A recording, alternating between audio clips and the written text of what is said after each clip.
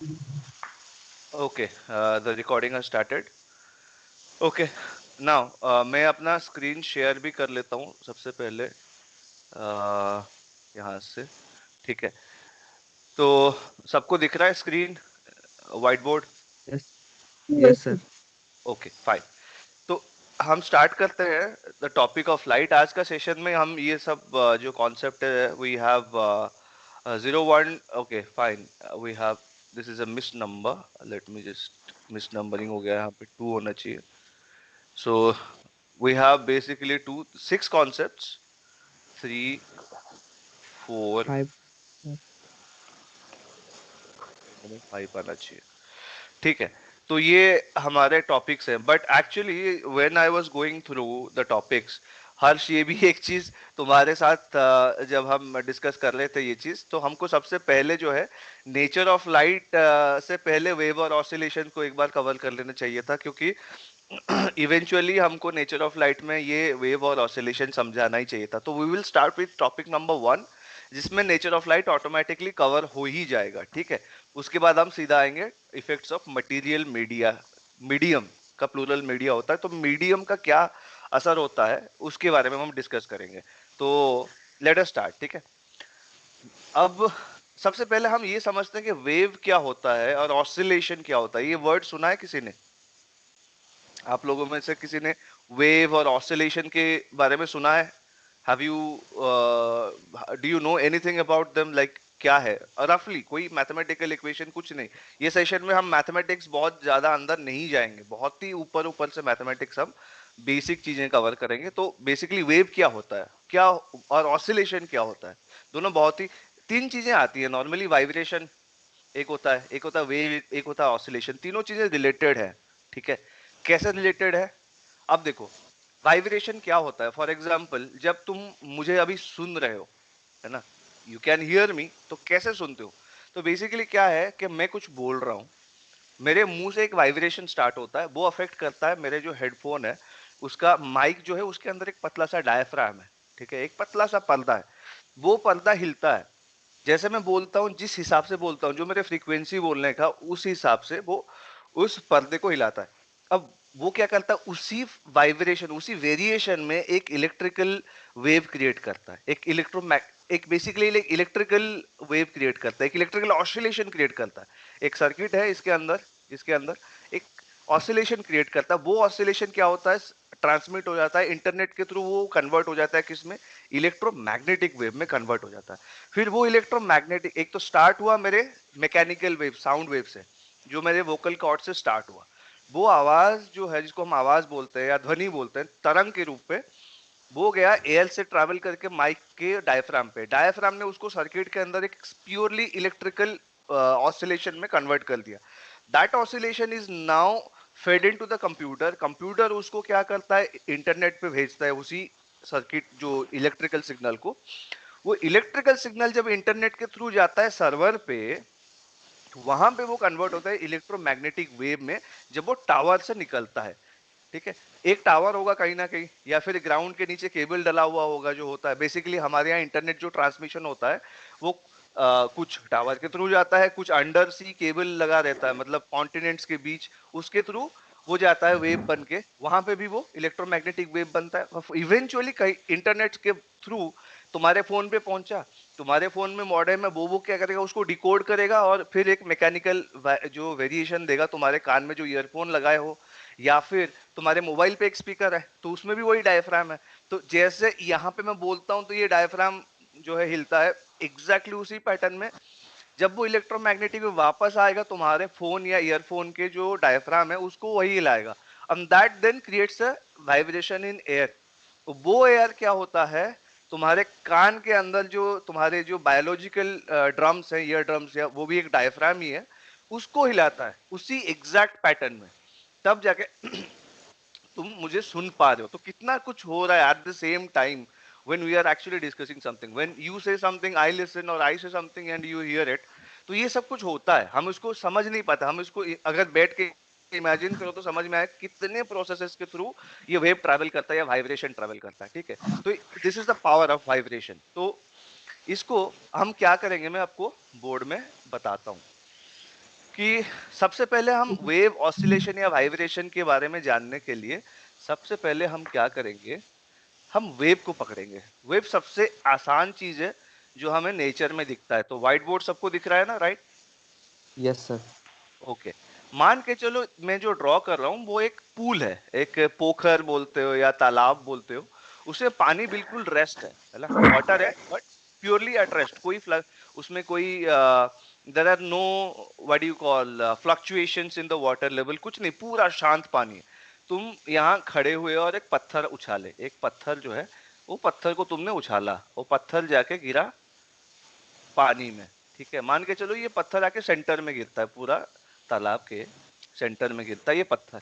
पत्थर जब गिरता है तो तुमने नोटिस किया होगा, तो यहाँ बेसिकली कॉन्सेंट्रिक सर्कल्स बनते हैं, राइट? और ये ट्रैवल करते रहते हैं फ्रॉम द सेंटर, ये स्प्रेड करते हैं टुवर्ड्स द एजेस, जहां जहां भी पानी है उस तरफ वो जाते हैं। ठीक है, करेक्ट? ये देखा है तुमने, ऑब्जर्व किया है कभी? ये तो बहुत कॉमन इंस्टेंस होगा, करेक्ट? Yes sir. तो अब होता क्या है, अगर अगर हम ऊपर से देखें तो हमको ऐसा दिखता है ना, वेव जो है वो सेंटर से क्रिएट होता है, कॉन्सेंट्रिक सर्कल्स बनके वो ग्रेजुअली स्प्रेड करते हैं चारों तरफ, जिधर भी पानी है उधर जाते हैं। तो बेसिकली एक प्लेन है, ठीक है? ये एक प्लेन में कौन सर्कल, अब अगर सर्कल के बारे में तुमने पढ़ा ही होगा, तो सर्कल क्या होता है? एक प्लेन में ही होता है सर्कल, ठीक है? तो बेसिकली ये एक प्लेन, कॉन्सेंट्रिक सर्कल्स बड़े छोटे से लेके बड़े बड़े, उस सर्कल का रेडियस बड़ा होता जाता है, बड़ा होता जाता है, और वो टोटल स्प्रेड होता है। मगर अगर हम उसको साइड से देखें, अगर हम साइड से देखें तो साइड से हमको ऐसा नहीं लगेगा। जो एक मान के चलो ये पानी था, शांत पानी, अब जब पत्थर फेंकने के बाद यहाँ पत्थर ड्रॉप हुआ, ठीक है, यहाँ पे पत्थर ड्रॉप हुआ, तो जो स्प्रेड होगा तो ग्रेजुअली ऐसे एक वेव नहीं जाएगा? ऐसे जाता है ना वेव, हम, है ना? अगर नोटिस करो तो एग्जैक्टली यही पैटर्न होता है। तो पानी का जो एक, अगर ये पॉइंट है, इस पॉइंट पे पहले रेस्ट में था, यहाँ पे पानी का लेवल बिल्कुल बराबर था। नाउ ये पॉइंट ऊपर नीचे होगा, ऊपर जाएगा फिर अपने पोजीशन में वापस आएगा, फिर नीचे जाएगा यस फिर सर। वापस आएगा। एग्जैक्टली यही होता है। तो अब क्या है, दैट होगा, पोटेंशियल एनर्जी के बारे में तो पढ़ा ही होगा, ठीक है? पोटेंशियल एनर्जी एक पार्टिकल है, और अगर यहाँ पे है और ग्राउंड से वो एट हाइट h है, तो उसको हम पोटेंशियल एनर्जी क्या बोलते हैं? उसका mgh। स्वाति, ये पढ़ा है तुमने पोटेंशियल एनर्जी के बारे में? तुम्हारी आवाज नहीं आ रही। ये हेलो? सर मैंने पढ़ा है। नहीं पढ़ा है? पढ़ा है सर। अच्छा अच्छा। तो अभी देखिए क्या होता, क्या इसको हम पोटेंशियल एनर्जी बोलते हैं। तो ये जो पोटेंशियल एनर्जी है इसको mgh बोले, तो अगर ये h चेंज होगा तो mgh भी तो बदलेगा ना। ऐसा तो है नहीं कि h चेंज हो रहा है mgh नहीं बदलेगा, क्योंकि पोटेंशियल एनर्जी डायरेक्टली डिपेंड करता है ये हाइट पे, इसका मतलब लेवल पे। तो अगर इसका लेवल ऊपर नीचे होगा तो mgh बदलेगा, इसका मतलब इसका एनर्जी चेंज हो रहा है। तो जैसे ही ये पानी का ये वाला पॉइंट, पर्टिकुलर एक पॉइंट को देखूंगा तो ये पॉइंट ऊपर नीचे हो रहा है, इसका मतलब इसका एनर्जी में फ्लक्चुएशन हो रहा है। मगर वो फ्लक्चुएशन क्या है? पीरियोडिक है। इसका मतलब एक पर्टिकुलर टाइम पीरियड के बाद वो वापस अपने जो वैल्यू था उसमें वापस आ रहा है, ठीक है? अगर एक पर्टिकुलर मान के चलो मैंने घड़ी पे देखा टाइम, है ना, घड़ी पे टाइम देखा, टाइमर स्टार्ट किया, ठीक है? टाइमर स्टार्ट होता है 0 से, और टाइमर पे जैसे यहाँ 5 सेकेंड है, इसका पोटेंशियल एनर्जी या फिर हाइट ही देख लो। हाइट अगर मान के चलो 5 मिलीमीटर है, अपने नॉर्मल हाइट से 5 मिलीमीटर ऊपर है, तो अगले 5 मिनट के बाद जब टाइमर पे 10 दिखा रहा होगा, इसका हाइट एग्जैक्टली वही हो चुका होगा, और ये अपना जिस हाइट पे 5 मिलीमीटर ऊपर था, तो 5 मिलीमीटर ऊपर ही मिलेगा तुमको, ठीक है? इसका मतलब फ्लक्चुएशन तो है, इसका हाइट ऊपर जा रहा है 5 मिलीमीटर, फिर आगे बढ़ सकता है, हो सकता है इसका मैक्सिमम हाइट 10 मिलीमीटर हो, फिर वापस आएगा नीचे 0 पे, फिर माइनस में जाएगा 5 मिलीमीटर, फिर माइनस में जाएगा 10 मिलीमीटर, फिर वापस आएगा 0 पे, फिर ऊपर उठेगा, फिर 5 मिलीमीटर पहुंचेगा। ये एक पीरियोडिक फ्लक्चुएशन है जो कि अपने आप को रिपीट कर रहा है, एक पैटर्न है जो एक टाइम पीरियड के साथ, एक टाइम पीरियड के साथ अपने आप को रिपीट किए जा रहा है। तो that fluctuation, that periodic fluctuation, ये चाहो तो आप लोग नोट कर सकते हो। वो जो पीरियोडिक, अभी मैं डिक्टेट कर दूंगा, ये पीरियोडिक फ्लक्चुएशन जो है एट एनी पर्टिकुलर पॉइंट, एक पर्टिकुलर पॉइंट पे जो पीरियोडिक फ्लक्चुएशन इन एनर्जी है, उसको हम बोलते हैं ऑसिलेशन। तो अगर तुम्हें कोई अभी जो चीज मैं तुमको समझा रहा हूँ ना, ये इंट्यूटिव डेफिनेशन अगर मैं तुम्हें अभी डिक्टेट करूंगा, जो स्टेटमेंट दूंगा लिखने के लिए, नोट करने के लिए, तो वो एक इंट्यूटिव, तुम्हारा इंट्यूटिव एक्सप्लेनेशन होगा, ठीक है? इसमें मैथमेटिक्स इन्वॉल्व नहीं है। तो इसको अगर तुम एक बार अगर 2-3 बार पढ़ोगे बाद में, तो फिर समझ में आ जाएगा कि हमने डिस्कस क्या किया था। तो basically you can write oscillation. हमने स्टार्ट किया वेव से, हमने वेव का एग्जांपल दिया, मगर वेव तो वेव मतलब क्या है, इसमें तो बहुत सारे पॉइंट्स इन्वॉल्व होते हैं ना। मान के चलो तुम्हारा जो पॉन्ड है या पूल है, वो एक सिस्टम है। उस सिस्टम में पॉइंट तो millions and millions of points है ना, बहुत सारे पॉइंट्स हैं। तो वेव सबको अफेक्ट करता है, मगर अगर किसी एक पर्टिकुलर पॉइंट को हम नोट करेंगे, तो वहां पे जो फ्लक्चुएशन होता है, periodic fluctuation in energy, we can call that oscillation. So you can note this as, अभी मैं तुमको यहाँ पे मैं टाइप करता जाता हूँ, आप नोट कर लो। तो basically oscillation is a periodic fluctuation in the energy level at a single point inside a system. इस चीज को आप लोग नोट कर लो। Oscillation is a periodic fluctuation in the energy level at a single point inside a system. Okay, एक single point पे जो फ्लक्चुएशन है उसको हम बोलेंगे ऑसिलेशन, ठीक है? अब वही चीज अगर उसी को वेव में कैसे हम बताएं? अब सीधी सी बात है, यहाँ पे जो फ्लक्चुएशन हो रहा है, ये ग्रेजुअली वेव सबको अफेक्ट कर रहा है। वही एक ही वेव है जो सारे पॉइंट, पूल में जितने भी पॉइंट है, सबको एक दूसरे के साथ कनेक्ट कर रहा है। मतलब यहाँ का ऐसा नहीं कि एक, अगर ऐसा होता कि एक पर्टिकुलर पॉइंट पे फ्लक्चुएशन हो और बाकी सारे जो कनेक्टेड पॉइंट्स हैं, क्योंकि पूल में सारे पॉइंट एक दूसरे से कनेक्टेड तो है ही। अगर गैस होता तो शायद नहीं होता, क्योंकि गैस में सारे जो उसके कॉन्स्टिट्यूएंट्स, एटम्स और मॉलिक्यूल्स है, वो फार अपार्ट है। तो हो सकता है कि एक पर्टिकुलर पॉइंट पे हमने कुछ किया और वो ज्यादा दूर तक ट्रैवल नहीं किया, सबको अफेक्ट नहीं किया। मगर पानी में, लिक्विड में, तो ऐसा होता है ना कि सारे मॉलिक्यूल्स और एटम्स, जो भी कॉन्स्टिट्यूएंट पार्टिकल्स है, वो सारे एक दूसरे के साथ स्ट्रांगली अटैच्ड हैं, कनेक्टेड हैं। और ये तो और ज्यादा होता है, अगर सॉलिड का केस लेंगे तो और ज्यादा अटैचमेंट है, ठीक है? तो अब क्या होगा, वेव में क्या होता है, सारे कनेक्टेड पॉइंट्स में जो कलेक्टिव फ्लक्चुएशन होता है, ठीक है, पीरियोडिक फ्लक्चुएशन होता है, उसको हम वेव बोलेंगे। तो बेसिकली यहीं से हमको वेव का जो है एक इंट्यूटिव डेफिनेशन मिल जाएगा। इस चीज को मैं फिर से नोट कर देता हूं। Wave is a periodic fluctuation in the energy level at multiple connected points inside a system. Multiple connected points पे फ्लक्चुएशन जो होता है, पीरियोडिक फ्लक्चुएशन, उसको हम वेव बोलते हैं, ठीक है? अब ये हो गया वेव का डेफिनेशन। अब ऑसिलेशन और वेव, ये दोनों मिलके जो कॉन्सेप्ट बनाते हैं, उसको हम क्या बोलेंगे? वाइब्रेशन, ठीक है? अगर ऑसिलेशन और वेव दोनों को मिला देंगे हम कॉन्सेप्चुअली या फिर रियल लाइफ में, दैट बिकम्स वाइब्रेशन। तो वाइब्रेशन जब हम बोलते हैं, उसमें वेव भी हो सकता है, ऑसिलेशन भी हो सकता है, या फिर दोनों हो सकता है, ठीक है? So that is what we call vibration. तो वेव अब समझ में आ गया आप लोगों को कि वेव क्या है, ठीक है? आया समझ में वेव और ऑसिलेशन क्या चीजें होती है? Now you understand. अब ये चीज लाइट के यस साथ सर। उसका, इसका लाइट के साथ क्या लेना देना है, ये हमको देखना है, ठीक है? तो लाइट के साथ क्या लेना देना है, ये हम तब समझेंगे जब हम थोड़ा सा ट्रिग्नोमेट्री समझेंगे, थोड़ा सा, हल्का सा। तो क्या होता है ना, ट्रिग्नोमेट्री में बेसिक तुम्हें डेफिनेशन क्या है, साइन और कॉस का ही होता है बेसिकली।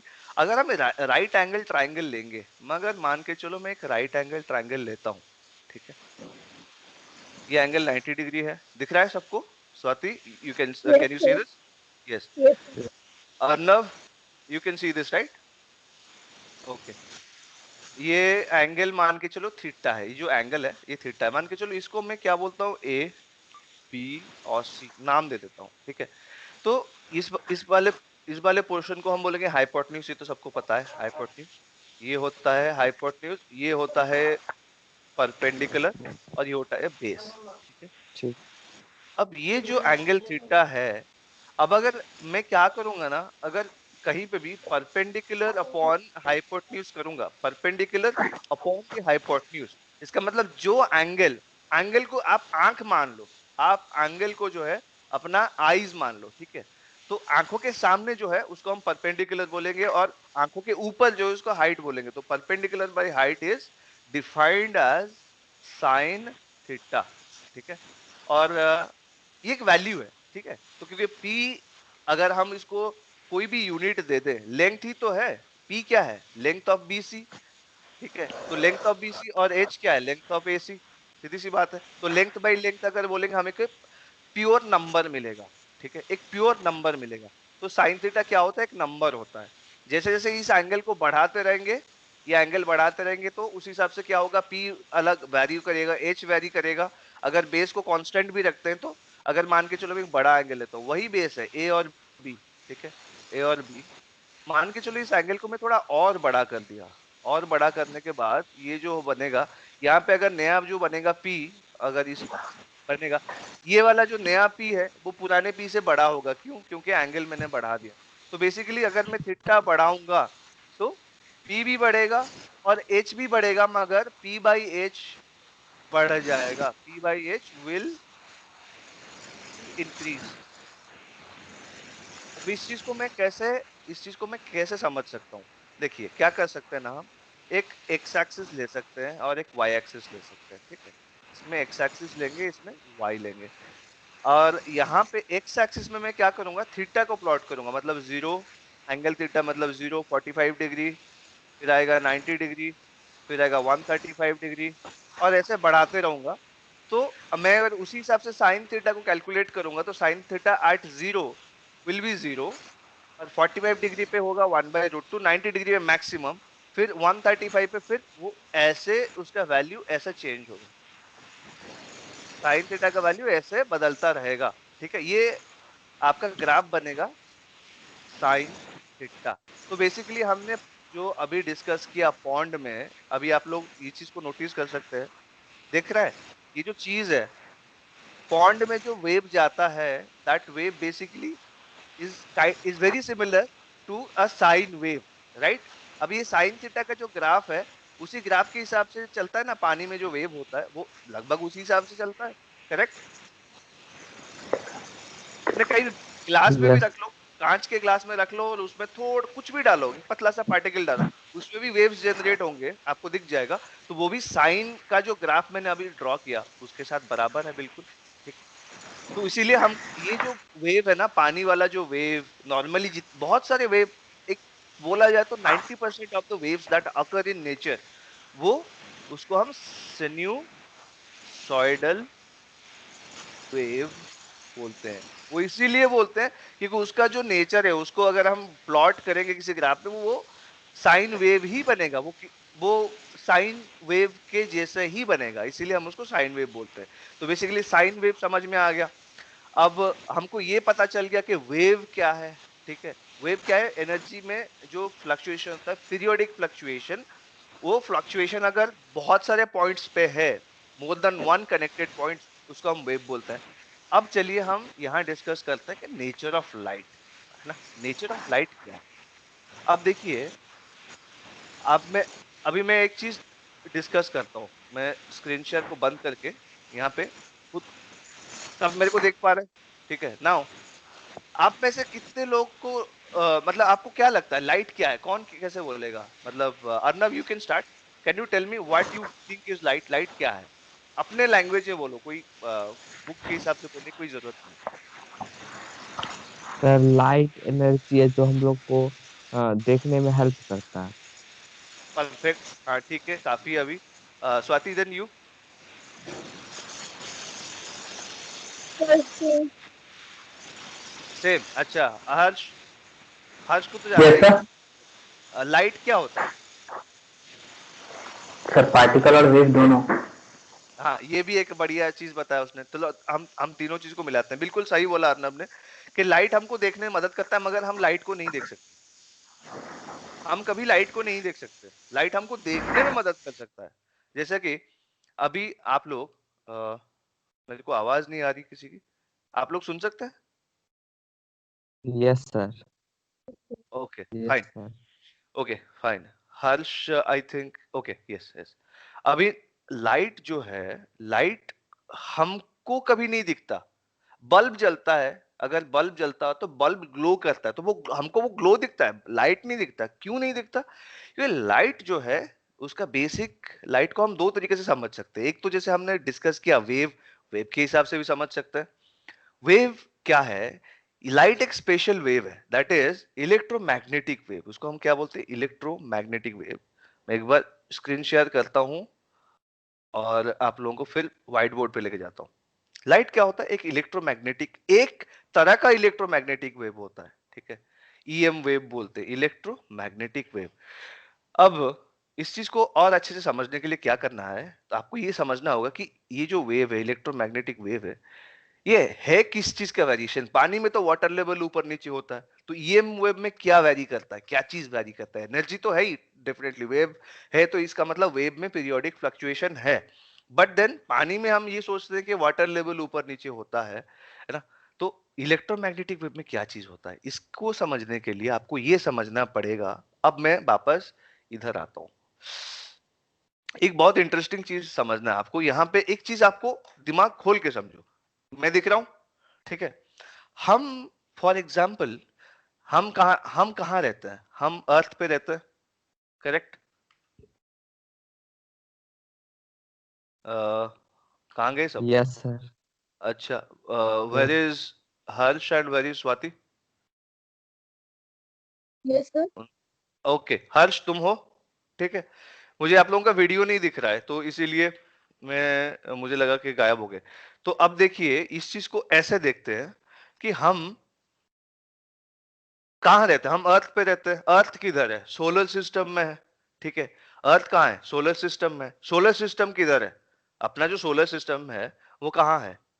हमारे Milky Way galaxy. मिल्की वे गैलेक्सी में है। गैलेक्सी किधर है? एक गैलेक्सी क्लस्टर में है। गैलेक्सी क्लस्टर किधर है? एक ग्रुप में है। ग्रुप क्या है? ग्रुप कहाँ पे? एक सुपर ग्रुप में है। सुपर ग्रुप कहाँ है? और फिर ऐसे बढ़ते रहेंगे तो बेसिकली यूनिवर्स आएगा। तो यूनिवर्स कहाँ है? यूनिवर्स, मल्टीवर्स के भी अंदर एक यूनिवर्स है हमारा। ऐसे और सारे यूनिवर्स है, मिलके हम उसको मल्टीवर्स बोलते हैं, ठीक है। हालांकि उसको प्रूव नहीं किया गया, मतलब कोई एक्सपेरिमेंटल एविडेंस नहीं है, ऑब्जर्वेशनल एविडेंस नहीं आया है मल्टीवर्स का, बट हम साइंटिफिक प्रिंसिपल से उसको प्रपोज कर सकते हैं कि ऐसा हो सकता है, ठीक है। अब देखो, ये जितने भी चीजें हैं, ये सब क्या है? बेसिकली जो भी है वो नेचर ही तो है, और क्या है। जब सबको मिला देंगे तो क्या बनेगा? नेचर। अब देखो, नेचर का जैसे हम हैं, हमारे बॉडी का क्या है बेसिक? एक स्ट्रक्चर है, स्केलेटन है, ठीक है। हमारी एक स्केलेटन है, उसके ऊपर हमारा पूरा बॉडी सपोर्टेड है। तो नेचर का अगर स्केलेटन, अगर हम माने कि नेचर का क्या स्केलेटन है, तो उसको हम क्या बोलते हैं? Space time. क्या बोलते हैं? Space time. स्पेस क्या होता है? फॉर एग्जाम्पल, अगर स्पेस का मतलब ये आप मान के चलो, एक तुम रूम में हो, ठीक है, you are sitting inside a room, तो रूम के अंदर तुम्हें स्पेस दिखता होगा, ठीक है, कि हाँ हाँ, मेरा मेरा रूम जो है पैरेललोपाइपेड है, या फिर एक एक एक kind of a cubic space है, ठीक है। समझ में आ रहा है? तो ये स्पेस, इसको हम स्पेस अगर बोलेंगे, तो बेसिकली नेचर में जरूरी नहीं कि स्पेस का शेप ऐसा ही हो। घर के अंदर का, चार दीवार के अंदर, ऊपर छत है, रूफ है, नीचे फ्लोर है, तो उसके अंदर तुमको जो शेप दिख रहा है स्पेस का, जरूरी नहीं कि स्पेस का शेप और साइज वही हो, कुछ भी हो सकता है। वैसे टाइम क्या है? टाइम जो आपको घड़ी में आप जिसको मेजर करते हैं, मगर घड़ी आपको, घड़ी, द वॉच और the clock does not contain time, it only measures time, ठीक है, और रादर टाइम इंटरवल। तो एक प्रोग्रेस ऑफ थिंग्स, जो चीजें बदलती रहती हैं, उनका एक ऑर्डर होता है, ठीक है। आप अगर किसी भी चीज को मान के चलो, आप एक चीज को ड्रॉप किया, बॉल है आपके हाथ में, ड्रॉप किया, तो बॉल को आप छोड़ेंगे तो वो धीरे धीरे करके नीचे जाएगा। तो बेसिकली उस चीज को order of occurrence of things, चीजें जो हमारी चारों तरफ नेचुरल वर्ल्ड में होता है, उनको अगर हम ऑर्डर करें, तो एक प्रिंसिपल जो हम फॉलो करते हैं उसको ही टाइम कहा जाता है। Basically time is the most basic principle that has to be followed when we try to order things that happen around us, ठीक है। तो अब देखो, ये बहुत ही बेस फंडामेंटल चीज है, इस पे आज भी रिसर्च चल रहा है to understand the basic nature of space and time. मगर रफली अगर हमें समझना है तो स्पेस एंड टाइम है क्या, हम उसको क्यों स्पेस टाइम बोलते हैं, क्यों सिर्फ स्पेस नहीं बोलते? इसीलिए क्योंकि आइंस्टीन जो है, आइंस्टीन ने हमको, सबने आइंस्टीन के बारे में सुना ही होगा, आइंस्टीन, ठीक है, यस उन्होंने सर। अपने थियरी में ये प्रूव कर दिया, क्लियरली शो कर दिया कि स्पेस और टाइम अलग अलग चीजें नहीं है। फॉर एग्जाम्पल, अगर कोई जुपिटर में है, जुपिटर बहुत बड़ा प्लैनेट है तो उसका ग्रेविटी बहुत ज्यादा होगा, ठीक है, हैवी है वो। कोई अर्थ में मैं बैठा हूं, मान के चलो जुपिटर में हमने स्वाति को भेजा, मैं इधर बैठा हूं, ठीक है, स्वाति के घड़ी में 1 घंटा हुआ, मतलब 1 घंटा, she spent 1 hour in on the surface of Jupiter. Jupiter. अब मैं इधर बैठा हूं अर्थ में, और मेरा 1 घंटा भी हुआ, है ना। तो अब हुआ क्या है कि वो भी स्वाति बेसिकली एक काम करते हैं, एक स्पेस बनाते, एक जो है, हम 1 क्यूबिक मीटर का एक क्यूब बना दिया हमने अर्थ पे, 1 क्यूबिक मीटर का एक क्यूब, उसके दीवार पे ना एक घड़ी लगा दिया हमने, ठीक है, वो भी चल रहा है। उस वैसा ही क्यूब मैंने भी बना दिया, स्वाति एक क्यूब में बैठ गई, मैं एक क्यूब में बैठ गया, दोनों के घड़ी बिल्कुल सेम, 12 बजा उधर में, इधर भी 12 बजा, मिडनाइट, ठीक है। और इसका मतलब क्या है, हम दोनों का स्पेस टाइम, स्पेस भी सेम है, आइडेंटिकल, टाइम भी आइडेंटिकल है। अब क्या हुआ, उसको, स्वाति को हमने जुपिटर पे ले लिया और मैं बैठा रहा अर्थ पे। अर्थ, जुपिटर में ग्रेविटी ज्यादा है, ठीक है, इधर जो अर्थ में जैसा था वैसा ही है, मैं कहीं गया नहीं हूं। तो स्वाति वहां पे जैसे 12 से 1 बजेगा और इधर भी 12 से 1 बजेगा, उसके बाद स्वाति वापस आ जाएगी। तो हम अगर मैच करेंगे तो उसकी घड़ी और मेरे घड़ी मैच नहीं होगा, वहां पे चेंज हो जाएगा। क्यों चेंज होगा? यस। क्योंकि स्पेस चेंज हो गया। स्वाति का जो स्पेस था, इधर अर्थ पे उसका स्पेस मेरे स्पेस बराबर था, the moment she went to Jupiter, her space as well as her time changed. इसका मतलब जुपिटर का जो इतना बड़ा जो मास है, उसका जो ग्रेविटी है, वो ग्रेविटी से जुपिटर के पास, जुपिटर के सरफेस के ऊपर जो स्पेस है, सिर्फ वो स्पेस भी बदला और टाइम भी बदला। The rate at which time passes there is different than what happens here. Okay, ये अलग है। तो ये आइंस्टाइन ने प्रूव कर दिया, ठीक है, it has been proven. Sir, इसीलिए हम, हाँ, सर तब वो ब्लैक होल के आसपास बहुत ज्यादा टाइम स्लो होता होगा। अरे ब्लैक होल के पास आप अगर 1 मिनट भी आप ब्लैक होल के पास रह गए, तो मेरे ख्याल से यहाँ डिपेंड करता है कि ब्लैक होल का साइज क्या है, बट अगर ऑन एन एवरेज बोला जाए तो 1 साल, 1 मिनट भी ब्लैक होल पे, यहाँ 5 साल चला जाएगा, 5 से 10 साल निकल जाएगा। तुम 1 मिनट यस। जाके ब्लैक होल के पास स्पेंड करके वापस अर्थ आओ, यहाँ 2020 से 2030 हो चुका होगा, और तब भी शायद मोदी जी होंगे प्रधानमंत्री, अलग बात है, मगर ये हो चुका होगा, ठीक है। अब यस। अब इस चीज को सर, ऐसे अब समझ में आया टाइम को कि हम डिफाइन कैसे कर सकते हैं? टाइम को आज सच डिफाइन नहीं किया गया है अभी तक। हम ऐसे रफली बोल सकते हैं कि हमारे चारों तरफ नेचर में the way things naturally happen, okay, the order that natural events follow is basically time, okay, time को हम ऐसे बोल सकते हैं, the order that, अब वही बात है ना, बच्चा पैदा हुआ, ठीक है, पैदा हुआ, बड़ा हुआ, बहुत बड़ा हुआ, बूढ़ा हुआ, मर गया, ठीक है, ये एक order, natural order of things है। इसी को हम टाइम ही बोलेंगे, राइट। ऐसा नहीं हो सकता कि बच्चा पहले मर जाएगा फिर पैदा होगा, ऐसा कभी नहीं हो सकता, या बड़ा हो गया फिर पैदा हुआ, फिर बहुत बड़ा हो गया, फिर बूढ़ा हुआ, फिर मर गया, ऐसा नहीं हो सकता, एक नेचुरल ऑर्डर है। सो बेसिकली टाइम को आप ऐसे अभी उसका कोई डेफिनेशन नहीं आया है टाइम का। हाँ, 1 सेकेंड का डेफिनेशन है, यूनिट ऑफ टाइम का डेफिनेशन है, मगर concept of time is so complicated that we, the scientists, the physicists have not been able to clearly define it. But intuitively, you can say that time is the fundamental principle that orders the natural events happening in nature, right? इसको आप ऐसे समझ सकते हैं, ठीक है, जो natural order है चीजों का, उसको हम टाइम बोलेंगे। वह नेचुरल ऑर्डर क्या नहीं है, वीडियो है, एक वीडियो है, मान के चलो कोई भी वीडियो आप ले लो, स्टार्ट हुआ, मूवी मूवी ले लो कोई, मूवी स्टार्ट होती है और धीरे धीरे इंटरवल होता है, फिर दी एंड होता है, ऐसा होता है ना। ये मान के चलो तुमने वीडियो, तुमने मोबाइल पे तुमने डाउनलोड कर लिया, प्ले बटन दबाया, नेचुरली क्या होता है, वीडियो स्टार्ट होता है, फिर आता है इंटरवल, फिर आता है the end. That is the natural order. अब तुम अगर जबरदस्ती उसको बैकवर्ड प्ले करोगे यूजिंग सम प्लेयर्स, मूवी को बैकवर्ड ही प्ले कर सकते हैं। बैकवर्ड प्ले सबसे पहले क्या आएगा, दी एंड आएगा, फिर इंटरवल आएगा, फिर बिगिनिंग आएगी, ठीक है। तो this is not the natural order ना। तो उसको अगर बोलेंगे नहीं मैंने टाइम का एरो को चेंज कर दिया, नहीं, you did not change the arrow of time. Arrow of time अपने हिसाब से चल रहा है, तुमने जो चीज किया वो भी एरो ऑफ टाइम में है कि तुमने रिवर्स में चलाया और रिवर्स में ये ऐसा आएगा, ठीक है। This is how time functions. But important यहाँ हमको ये समझना है कि स्पेस टाइम में इसीलिए बोल रहा हूँ, स्पेस सिर्फ स्पेस इसीलिए नहीं बोल रहा हूँ क्योंकि आइंस्टाइन के बाद आइंस्टाइन ने दो थ्योरी दी थी, ठीक है, जो ग्राउंड ब्रेकिंग था। एक तो फोटो इलेक्ट्रिक इफेक्ट उनका था, जिसके बारे में हम बाद में बात करेंगे, उसकी वजह से उनको नोबेल प्राइज मिला था। बट जिसके लिए उनको नोबेल प्राइज नहीं मिला था वो उससे भी और ज्यादा मतलब हैरतअंगेज थ्योरी थी, एक स्पेशल रिलेटिविटी।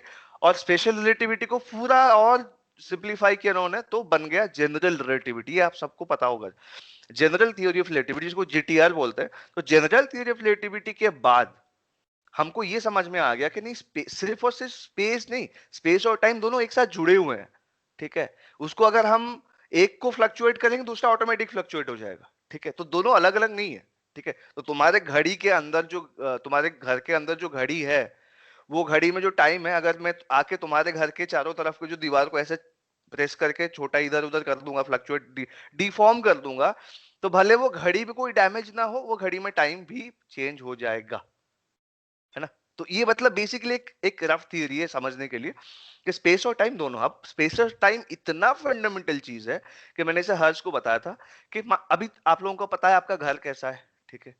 आप एक घर में रहते हैं, ठीक है। मान के चलो कि मैं बुलडोजर लेके आया, ठीक है। अभी आपके घर में कितने सामान है, दीवार पे फोटोज लगे होंगे, आपके कबर्ड होगा, किचन होगा, बेड होगा, चेयर होगा, मोबाइल, टीवी, कितने सामान है आपके घर में, है ना। तो अभी आपको लगता होगा इतने सामान हमारे घर के अंदर है, ठीक है।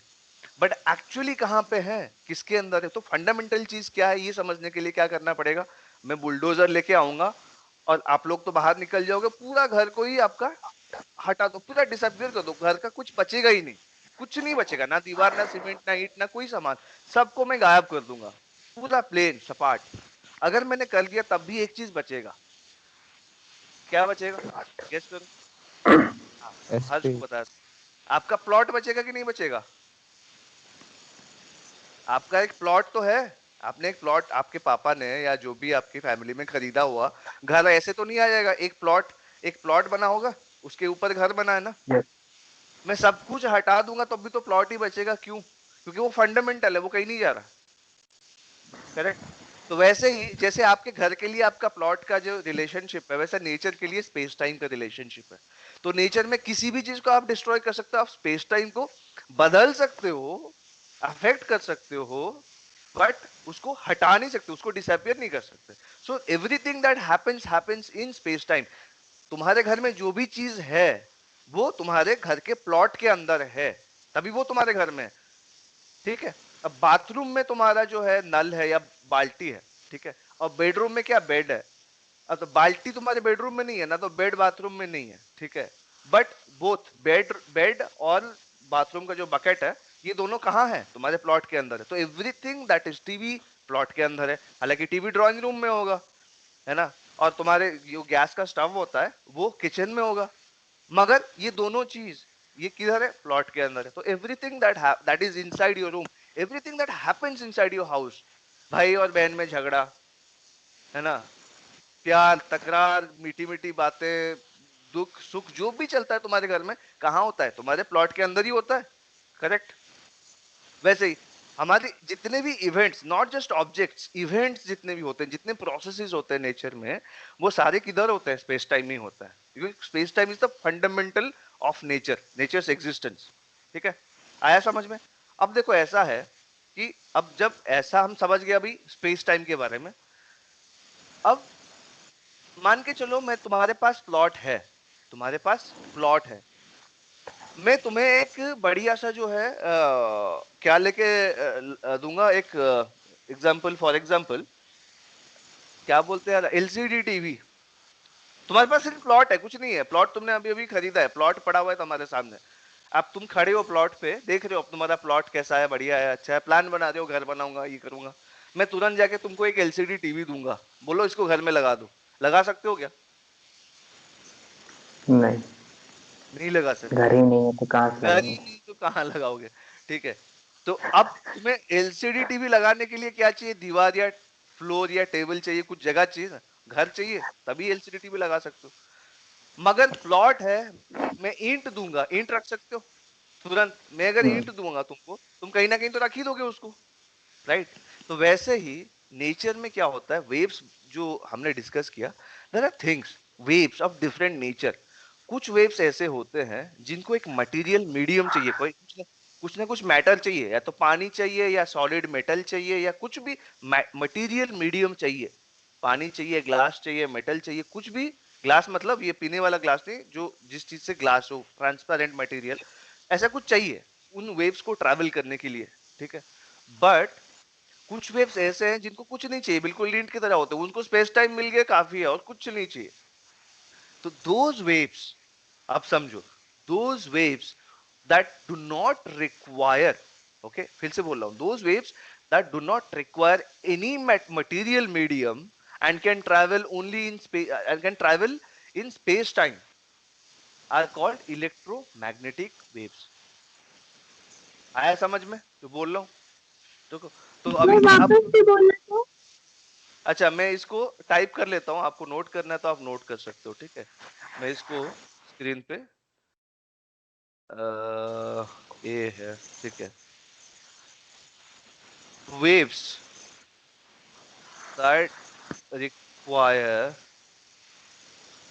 or that require no material media, okay, the waves that require no material media and media मतलब मीडियम का प्लूरल मीडिया होता है, एंड कैन ट्रैवल, मतलब मीडिया का मतलब ये नहीं बोल रहा हूँ अपना जो है एनडीटीवी और सोनी टीवी, ये सब इसके बारे में बात नहीं कर रहा हूँ। ठीक है, तो the waves that require no material media अच्छा, and can travel in space time are called EM waves. लंबा नहीं लिखना है, शॉर्ट में ईएम वेव्स, इलेक्ट्रोमैग्नेटिक वेव्स। ठीक है, अब सीधी सी बात है, ये वेव ऐसे है जिनको कुछ नहीं चाहिए, ये सिर्फ और स्पेस टाइम मिल गया काफी, अपना जा सकते हैं, मगर कैसे जाएंगे? ठीक है, जाएंगे तो कैसे जाएंगे? अब मैं एक चीज और तुमको एग्जांपल देता हूं, फिर आऊंगा इलेक्ट्रोमैग्नेटिक वेव्स के अंदर। आप मान के चलो साइकिल चलाते, साइकिल चलाया कभी आप लोगों ने? साइकिल तो हर कोई चलाता है यार। Yes sir. ठीक है, आप इमेजिन करो कि एक सीधा रोड है, बिल्कुल प्लेन रोड है। ठीक है, और रोड जो है पीछे माइनस इंफिनिटी है, आगे प्लस इंफिनिटी है। ठीक है, और आप हो साइकिल पकड़ के रोड पे खड़े हो और चलाना स्टार्ट किया।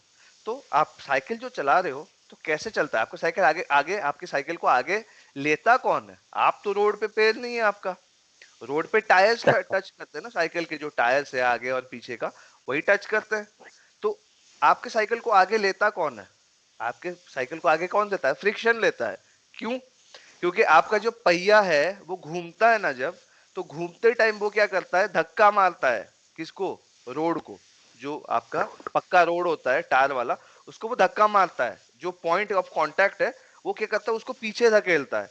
अब न्यूटन ने बोला है कि भाई every action has equal and opposite reaction. ठीक है, जैसे आपका टायर का सबसे निचला वाला पॉइंट, जिसको पॉइंट ऑफ कांटेक्ट बोलते हैं, वो रोड को पीछे मारता है ना, तो वो रोड भी उसको आगे मारेगा। राइट, अब जैसे रोड आगे मारेगा तो साइकिल आगे बढ़ेगा। Right, this is how it happens. ठीक है, this is exactly how you actually you can cycle forward. ठीक है, या बैकवर्ड करते हैं तो वही प्रिंसिपल होता है ना, इन द ऑपोजिट डायरेक्शन। अब अगर मैं ये बोलूं कि तुम और रोड, इन दोनों को मैं एक ही सिस्टम ले लूंगा, तो मेरे को और किसी चीज की जरूरत तो नहीं है ना। As long as there is road, your cycle will go on. Correct, as long as there is the road, your cycle will go on, उसको रोकने वाला कोई नहीं है। ठीक है, मैंने बाकी सब चीजों को हटा दिया वहां से, कोई तुमको रोक नहीं सकता। जब तक तुम हो, तुम्हारा साइकिल है, जब तक तुम्हारा साइकिल है और रोड है, बेसिकली साइकिल को चलाने वाला तो कोई चाहिए, तो चलता रहेगा। तो होता क्या है ना, ऐसा होता है, इस चीज को आपको डिटेल में समझने में और हायर क्लासेस में समझने को मिलेगा। बट आप ऐसे समझ लो कि अब क्यों ऐसा होता है कि ईएम वेव्स को कोई मीडियम नहीं चाहिए होता, और वो एक बार ईएम वेव स्टार्ट हो गया तो वो अनंत काल तक चलते रहते हैं। ठीक है, तो मगर हाँ ये होता है कि वो धीरे धीरे स्प्रेड आउट हो जाते हैं, उसके बारे में हम हाइजेंस प्रिंसिपल में बात करेंगे। बट ऐसे देखिए, इलेक्ट्रोमैग्नेटिक वेव में होता क्या है ना, कि एक इलेक्ट्रिक फील्ड होता है। फील्ड क्या होता है? एक जनरलाइज्ड फोर्स फील्ड। अब मैं ईएम फील्ड में आपको इलेक्ट्रिक फील्ड की बात करूंगा और एक मैग्नेटिक फील्ड की। आप पूछोगे फील्ड क्या होता है सर? फील्ड जो है, अब फील्ड आपने पढ़ा ही नहीं होगा, 10th क्लास में है आप लोग, मैंने हर्ष को पहले पढ़ाया है फील्ड के बारे में, हर्ष नोज दैट। बट आप लोगों को शायद फील्ड के बारे में किसी ने पढ़ा है आपको फील्ड के बारे में? Just just asking. खेलने वाला नो ग्राउंड। सर कोई एरिया और रीजन। क्या बोल रहे हो? अर्नव फिर से बोलो। सर कोई एरिया और रीजन जहाँ पर कि वो कोई फोर्स वर्क करता हो। हाँ, बहुत बहुत क्लोज, वेरी क्लोज। स्वाति तुमने सुना अर्नव ने क्या बोला? Yes sir. हाँ, तो बेसिकली वही हम यही रफली यही सही सोच लो कि फील्ड क्या होता है, बेसिकली एन एरिया और रीजन जहाँ पे एक फोर्स काम करता है। ठीक है, ठीक है। अब इलेक्ट्रोमैग्नेटिक फील्ड वेव जो है उसमें दो चीजें हैं, एक इलेक्ट्रिक फील्ड है, एक मैग्नेटिक फील्ड, दोनों इनसेपरेबल है, दोनों इनसेपरेबल। जैसे कॉइन है आपके पास, उसका एक साइड हेड है एक साइड टेल है, उसको आप अलग नहीं कर सकते। जहां हेड जाएगा वहां टेल जाएगा ही जाएगा, और जहां टेल जाएगा वहां हेड जाएगा ही जाएगा। ठीक है, तो बिल्कुल वैसे ही इलेक्ट्रिक फील्ड और मैग्नेटिक फील्ड है। तो है क्या? इलेक्ट्रिक फील्ड क्या होता है कि एक एरिया है, ठीक है, एक एरिया है जहां पे इलेक्ट्रिक फोर्स होता है, एक चीज इलेक्ट्रिक फोर्स जो चार्ज, दो चार्ज के बीच काम करता है। चार्ज तो पता ही होगा, चार्ज क्या चीज होता है। कोई भी चीज जो है पॉजिटिव चार्ज होता है, नेगेटिव चार्ज होता है, ये तो पढ़ा ही होगा। तो चार्ज, दो इलेक्ट्रिक चार्ज के बीच जो फोर्स होता है, जो इंटरेक्शन होता है, वो दोनों एक दूसरे को टच नहीं करते। दो इलेक्ट्रिक चार्ज के बीच अगर, हाँ सीधी सी बात, तुम बोलोगे यार चार्ज है तो चार्ज कहाँ है? कोई ना कोई मास तो जरूर होगा, तभी तो उसके ऊपर चार्ज ही है। वैसे जरूरी नहीं है, बहुत सारे मासलेस चार्ज पार्टिकल्स भी है, बट अगेन, हाँ ठीक है, मान लेते हैं कि छोटा सा मास है। अगर दो मास में लेता हूँ बहुत छोटे छोटे, उनके बीच ग्रेविटेशनल अट्रैक्शन बहुत ही कम है, क्यों? मास ही कम है, मगर उनके ऊपर चार्ज है, तो उनके बीच एक स्ट्रॉन्ग फोर्स होगा। भले मास बिल्कुल छोटा हो, नेग्लिजिबल हो, अगर मास को बहुत ही छोटा रखूंगा तो क्या हो जाएगा कि वहां उनके बीच ग्रेविटेशनल अट्रैक्शन जो होता है वो तो बहुत कम होगा। मगर अगर दोनों पार्टिकल चार्ज है, दोनों में चार्ज है, तो उनके बीच बहुत ज्यादा इलेक्ट्रिक जो है रिपल्शन या अट्रैक्शन होगा, एक इलेक्ट्रिक फोर्स आएगा। ठीक है, उसका ग्रेविटेशनल फोर्स के साथ कोई लेना देना नहीं है, वो सिर्फ चार्ज से, इलेक्ट्रिक चार्ज से चलता है। अब वो फोर्स जिस एरिया में काम करता है उसको हम क्या बोलेंगे? Electric field. जो जिस एरिया और रीजन में इलेक्ट्रिक फील्ड काम करता है उसको हम क्या बोलेंगे? Electric field. और जैसे ही जो एरिया है वहां पे मैग्नेटिक फोर्स, मैग्नेट में क्या होता है, जैसे अब मैग्नेटिक फील्ड क्या होता है? जहां पे मैग्नेटिक फोर्स आता है। अब सीधी सी बात है, दो मैग्नेट लेके आते हो, दोनों को नॉर्थ पोल सामने रखते हो, तो क्या होता है? रिपेल करते हैं ना। अब उनको एक का नॉर्थ और दूसरा का साउथ अट्रैक्ट करते हैं ना, तो उनके बीच जो है वो मैग्नेटिक फोर्स होता है, correct, that is called magnetic force. अब मैग्नेटिक फोर्स जिस एरिया या रीजन पे काम करेगा उसको हम बोलेंगे मैग्नेटिक फील्ड। तो अब इस चीज को हम फिर से देखते हैं व्हाइट बोर्ड पे। अब इलेक्ट्रिक फील्ड हो गया, मैग्नेटिक फील्ड हो गया, दो चीजें हमको, इलेक्ट्रिक फील्ड को हम दिखाते हैं ई के हिसाब से, है ना। और फील्ड, क्योंकि फील्ड का एक डायरेक्शन होता है, फोर्स जैसे होता है, कोई फोर्स होता है तो उसका एक डायरेक्शन होता है, तो बिल्कुल उसी हिसाब से फील्ड का भी डायरेक्शन होता है, तो उसके ऊपर एक एरो लगाते हैं। और मैग्नेटिक फील्ड को हम दिखाते हैं बी, बी से डिनोट करते हैं। ठीक है, तो बी इसीलिए बोलते हैं क्योंकि मैग्नेटिक फील्ड के बारे में ज्यादा रिसर्च करने वाले जो साइंटिस्ट थे उनमें से एक थे बायट, तो लगभग उन्हीं के हिसाब से उनका नाम हम बी से डिनोट करते हैं मैग्नेटिक फील्ड। तो एक हो गया इलेक्ट्रिक फील्ड और एक मैग्नेटिक फील्ड। अरे are you there? Can you hear me? सब सुन पा रहे हैं? कोई कोई एक यस आवाज सर। हाँ, करेक्ट। तो अब देखिए, इस इधर देखिए कि यहाँ पे मैं पूरा इधर चला जाता हूँ। ठीक है, मान के चलो ये जो है एक एरिया है, एक रीजन ले लिया मैंने,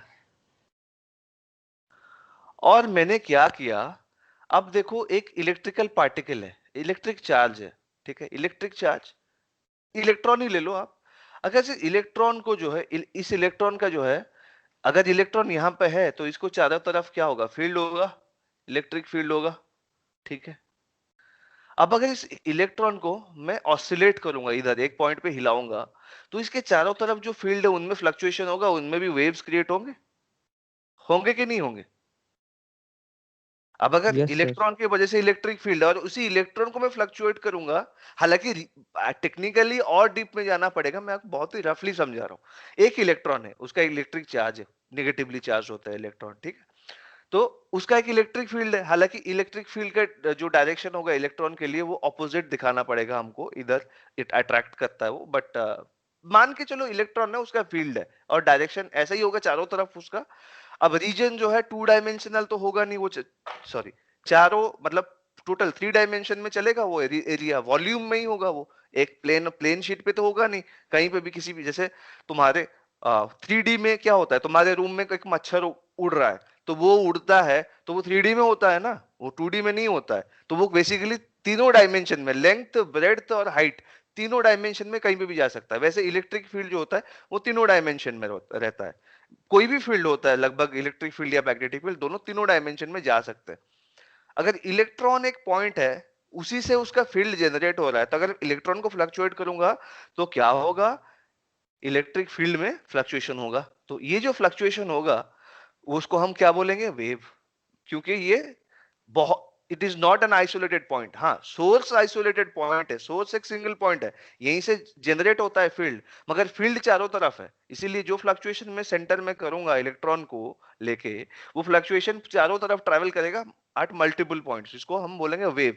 तो ये क्या हो गया, इलेक्ट्रिक वेव, ठीक है, ई वेव। अब देखो होता क्या है ना, जब इलेक्ट्रिक फील्ड में फ्लक्चुएशन होता है, किसी का मैसेज आया, कुछ टेक्स्ट आया शायद, किसका चैट आया, नहीं कुछ नोटिफिकेशन आया मेरे पास, okay fine, let us go back. तब देखो होता क्या है, जब ये आपका इलेक्ट्रिक फील्ड में जो फ्लक्चुएशन होता है उसको हम बोले ई वेव। अब जैसे इलेक्ट्रिक फील्ड में फ्लक्चुएशन होता है ना, तो होता क्या है ना, this is the law of nature, कि इलेक्ट्रिक फील्ड में फ्लक्चुएशन होता है तो ऑटोमेटिकली एक मैग्नेटिक फील्ड क्रिएट हो जाता है, बी बोलते हैं इसको, मैग्नेटिक फील्ड, ठीक है। अब मैग्नेटिक फील्ड अगर फ्लक्चुएशन होता है तो वापस वो इलेक्ट्रिक फील्ड में एक वेव क्रिएट करता है, वो फ्लक्चुएशन क्रिएट करता है इलेक्ट्रिक फील्ड में। अब इलेक्ट्रिक फील्ड में जो फ्लक्चुएशन होगा वो वापस एक फिर से मैग्नेटिक फील्ड क्रिएट, तो बेसिकली अगर इसको हम इलेक्ट्रिक फील्ड का फ्लक्चुएशन बोलेंगे, इसको हम मैग्नेटिक फील्ड का फ्लक्चुएशन बोलेंगे, तो एक में फ्लक्चुएट करूंगा और ठीक ठाक फ्लक्चुएट कर दिया तो वो क्या करेगा, ई में फ्लक्चुएशन इनफ है तो वो बी को बी क्रिएट कर देगा, और जो बी क्रिएट होगा उसमें अगर फ्लक्चुएशन है तो वो ऑटोमेटिकली बी क्रिएट करेगा, फिर बी में फ्लक्चुएशन ई क्रिएट करेगा, फिर बी क्रिएट करेगा, फिर ये क्रिएट, ये एक चेन रिएक्शन बन जाता है। तो इसके वजह से क्या होता है ना, ई बी को प्रोपेल करता है, बी ई को प्रोपेल करता है, फिर बी ई को प्रोपेल करता है, फिर ई बी को प्रोपेल करता है, तो ऐसे ऐसे दोनों क्या करते हैं, प्रोपेल होते रहते हैं, इसीलिए इनको मटेरियल मीडियम नहीं चाहिए। आई थिंक हर्ष, मेरे ख्याल से मैं उनको फिर से ऐड कर देता हूँ, आई थिंक हर्ष कट गया है लाइन से, ठीक है फाइन। मैं वापस आ रहा हूं आपको अपने कैमरा पे, ठीक है, दिख रहा हूं मैं, ठीक है। अब ये चीज आपको वेird लगेगा, एक चीज हो सकता है, बहुत लोग इस चीज को लेके कंफ्यूज आते हैं, क्या होता है कि जो ईएम वेव होता है, why does it not require any material medium, ठीक है, क्यों नहीं करता वो, इसीलिए मान के चलो दो दोस्त हैं, ठीक है, अर्नब और स्वाति, इमेजिन करो तुम दोनों हो, ठीक है, तुम दोनों एक ही स्कूल में यस पढ़ते हो, सर। ठीक है, और तुम दोनों एक ही घर के मेंबर हो, कजन हो, भाई बहन हो, या फिर पड़ोसी हो आसपास के, कुछ भी हो, मान के चलो तुम दोनों हो ना, तो तुम्हारा मन नहीं करता स्कूल जाने का किसी दिन, किस दिन स्वाति का मन नहीं करता स्कूल जाने का, ठीक है।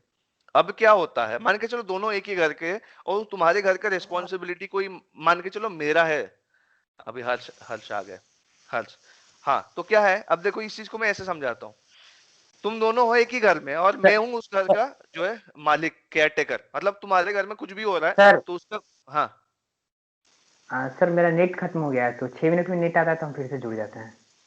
6 मिनट में, हाँ ठीक है ना, मैं तो रिवीजन ही कर रहा हूँ ना, आ जाओ आ जाओ, कोई दिक्कत नहीं, ठीक है आ सर। जाओ, हाँ ठीक। तो मैं ये बोल रहा था कि जैसे अब मान के चलो हफ्ते में कितने दिन स्कूल होता है, 6 दिन होता है, मान के चलो संडे का ऑफ है, 3 दिन है।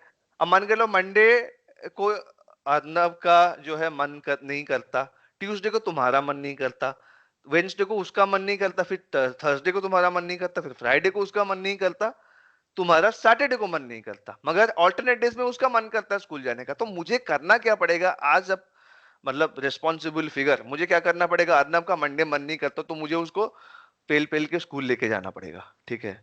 मगर उस दिन स्वाति चली जाएगी खुद से स्कूल, कोई दिक्कत नहीं है। अब ट्यूसडे आते हैं, स्वाति का मूड ऑफ है, अर्नब तो खुद स्कूल चला गया अपने से, स्वाति को लेके जबरदस्ती स्कूल पे लेके पहुंचाना पड़ेगा। तो मीडियम चाहिए कि नहीं स्कूल जाने के लिए, कॉन्स्टेंटली मैं ही यूज हो रहा हूँ ना, कभी इसको ले रहा हूँ कभी उसको ले रहा हूँ। मान के चलो तुम दोनों में अच्छी दोस्ती हो गई, ठीक है, जिस दिन उसका मूड नहीं करेगा उस दिन स्वाति का तो मूड कर ही रहा है, तो स्वाति क्या करेगा, मना लेगा उसको, चल अर्नब आज स्कूल चलते मजा आएगा। अब जिस दिन स्वाति का मूड ऑफ है उस दिन अर्नब का मूड ऑन है, अर्नब बोलेगा नहीं आज स्कूल में मजा आएगा, आज तो बढ़िया बढ़िया टॉपिक्स कवर होने वाले हैं, स्वाति तू चल स्कूल, मान के दोनों का एक ही क्लास है। अब मेरी जरूरत रहेगी क्या, do you need me, no. अब मेरा काम खत्म हो गया ना, जो जब अर्नब का मन नहीं करेगा स्वाति उसको स्कूल लेके चली जाएगी, जब स्वाति का मन नहीं करेगा अर्नब उसको स्कूल लेके चला जाएगा, डन, क्लियर, सिंपल। इसीलिए क्या होता है, अब देखो होता क्या है, ईएम वेव में क्या होता है, ई इलेक्ट्रिक वेव जो है वो खुद ही मैग्नेटिक वेव क्रिएट करता है, और मैग्नेटिक वेव जो है वो खुद ही इलेक्ट्रिक वेव क्रिएट करता है। तो दोनों एक दूसरे को ऐसे क्रिएट करते करते आगे बढ़ जाता है। अंडरस्टूड? Yes sir. अब ये तुमको सर कोई वापस से समझाओ, क्या चीज, सर एक बार वापस से समझाओ, मैंने समझ। अच्छा मैं क्या बोल, किस चीज को समझना है पहले ये बताओ। इलेक्ट्रोमैग्नेटिक वेव कोई मतलब मेरे को उसका डायग्राम नहीं समझ आया कैसा होगा। अच्छा अच्छा, ये मैं इधर करता हूँ। अब इलेक्ट्रोमैग्नेटिक वेव क्या होता है, इस अब प्रॉपर डायग्राम अगर मैं बनाऊंगा ना, ठीक है, प्रॉपर डायग्राम बनाऊंगा तो उसको और टेक्निकलिटीज में जाना पड़ेगा, इसलिए मैं आपको एक इंट्यूटिव डायग्राम बना देता हूँ, एक छोटा सा एग्जांपल। स्वाति मान के चलो, अर्नब तुम्हें भी क्लियर हुआ है कि फिर से समझना है? सर क्लियर हो गया। हाँ, तो क्योंकि अर्नब को पता है ना कि फील्ड क्या होता है, उसने बता दिया था एक रीजन। मान के चलो स्वाति ये तुम्हारा कमरा है, ठीक है, उस कमरे में और कुछ नहीं है, कमरा मतलब बस दीवार है, उसके अंदर स्पेस टाइम ही चल रहा है, ठीक है। तो उसके अंदर यहाँ पे क्या है, मैं सेंटर में एक इलेक्ट्रिक चार्ज रखूंगा, इसको मान के चलो इलेक्ट्रॉन रखूंगा। अब इलेक्ट्रॉन पता है ना क्या है, स्वाति तुमसे यस सर, पूछना। Yes yes, sir. so you know what an electron is, and the electron has a negative charge, so whatever it is, negative positive हमें नहीं पूछना है, इलेक्ट्रॉन का चार्ज है, एक इलेक्ट्रिक चार्ज है, ठीक है। हम ई का मतलब we know it's an electric charge, और क्या है, इसको हम एग्जाम्पल के तौर पे इलेक्ट्रॉन लेते हैं। अब अगर सेंटर पे इलेक्ट्रॉन है उसके चारों तरफ इलेक्ट्रिक फील्ड होगा, ठीक है। अब ये चीज अगर तुम्हें समझना है तो ऐसे समझो स्वाति, कि अब मान के चलो इलेक्ट्रॉन सेंटर में है, अच्छा मैं एक और इलेक्ट्रॉन लेके आऊंगा उस कमरे में, तो क्या पहले जो इलेक्ट्रॉन है वो उस न्यू इलेक्ट्रॉन को रिपेल करेगा कि नहीं रिपेल करेगा? करेगा। करेगा, तो कैसे करेगा, क्यों करेगा? अब रिपेल कर रहा है इसका मतलब मान के चलो मैं एक नया इलेक्ट्रॉन लेके आ रहा हूं, ये मान के चलो ईओ मतलब ओल्ड इलेक्ट्रॉन, ये हो गया न्यू इलेक्ट्रॉन ईएन, ठीक है। अब नया इलेक्ट्रॉन आ रहेगा, उसके ऊपर रिपल्शन होगा उस डायरेक्शन में, ठीक है, दिख रहा है ना बोर्ड, इसका यस मतलब सर, रिपल्शन है, इसका मतलब एक फोर्स है, वरना तो यस रिपल्शन का सर। मतलब क्या है, एक फोर्स है। अब वही बात है ना कि ये जो इलेक्ट्रॉन है E0 है ना, इसको पता कैसे चला कि नया इलेक्ट्रॉन आया है करके? कोई इंसान थोड़ी ना है कि उसको पता चलेगा अरे यार नया इलेक्ट्रॉन आया उसको चलो रिपेल करते हैं, उसको पता कैसे चलेगा? क्वेश्चन ये है। नया इलेक्ट्रॉन आएगा तो उसको उस पे पुराने इलेक्ट्रॉन की वजह से एक रिपल्शन या रिपल्सिव फोर्स होगा जो कि इलेक्ट्रिक फोर्स होगा, है ना। अब ये जो रिपल्शन है वो क्या है, इलेक्ट्रिक फोर्स है ना, because of electric charge the force happens, इसीलिए उसको इलेक्ट्रिक फोर्स बोलेंगे। मतलब पता कैसे चलेगा न्यू इलेक्ट्रॉन को कि एक पुराना इलेक्ट्रॉन है इस कमरे में?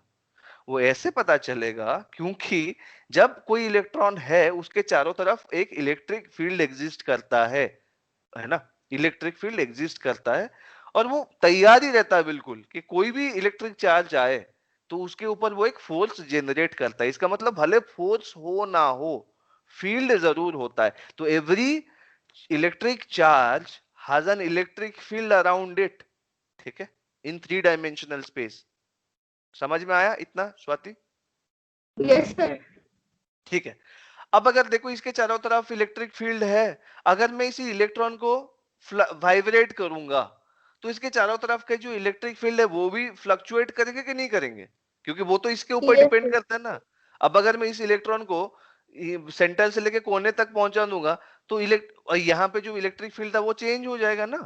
अब जैसे इलेक्ट्रॉन मूव करता है तो उसके चारों तरफ के इलेक्ट्रिक फील्ड भी चेंज होंगे, करेक्ट। अगर मैं इसको फ्लक्चुएट करता हूं, ऊपर नीचे करता हूं, पकड़ के इस इलेक्ट्रॉन को ऊपर नीचे करता हूं, तो एक जैसे पानी में जैसे एक पत्थर जो आता है टकराता है, शांत पानी था, एक पत्थर आया टकराया, टकराया मतलब ये जो पॉइंट पे टकराया वो पॉइंट नीचे गया फिर ऊपर आया, उसके इसके वजह से क्या हुआ, उसके चारों तरफ जो पानी है उनमें वो फ्लक्चुएशन आ गया। वैसे इस पॉइंट पे अगर मैं जो इलेक्ट्रिक चार्ज है, इलेक्ट्रॉन है, उसको मैं ऊपर नीचे करूंगा, हिलाऊंगा, तो उसके चारों तरफ जो इलेक्ट्रिक फील्ड है उसके वजह से जो इलेक्ट्रिक फील्ड होते हैं वो भी फ्लक्चुएट होंगे कि नहीं होंगे, है ना, होंगे। इसको ऐसे मान लो तुम सेंटर में खड़े हो और तुम्हारे बॉडी से धागा बांध के मैं घर के चारों तरफ जो है धागा निकाल के तुम्हारे बॉडी से इधर उधर लगाओ और तुम अगर बीच में कूदोगे तो वो धागे में वेव्स तो क्रिएट होंगे, करेक्ट। अब अगर वही बात है ना, वो यहाँ पे क्या है, वो धागा जो है वो इलेक्ट्रिक फील्ड है ना। इस ये वो एक बहुत बढ़िया एग्जांपल है ना, ये बहुत बढ़िया एग्जांपल है, तुम्हें समझ में आ जाएगा। मान के चलो तुम सेंटर में हो रूम में, ठीक है, और तुम्हारे बॉडी में जो है मैं क्या करूंगा, धागा लगाऊंगा एक एक, और धागा घर के चारों तरफ, तुम्हारे रूम में चारों तरफ जो है मैं कनेक्ट करूंगा धागा, ठीक है।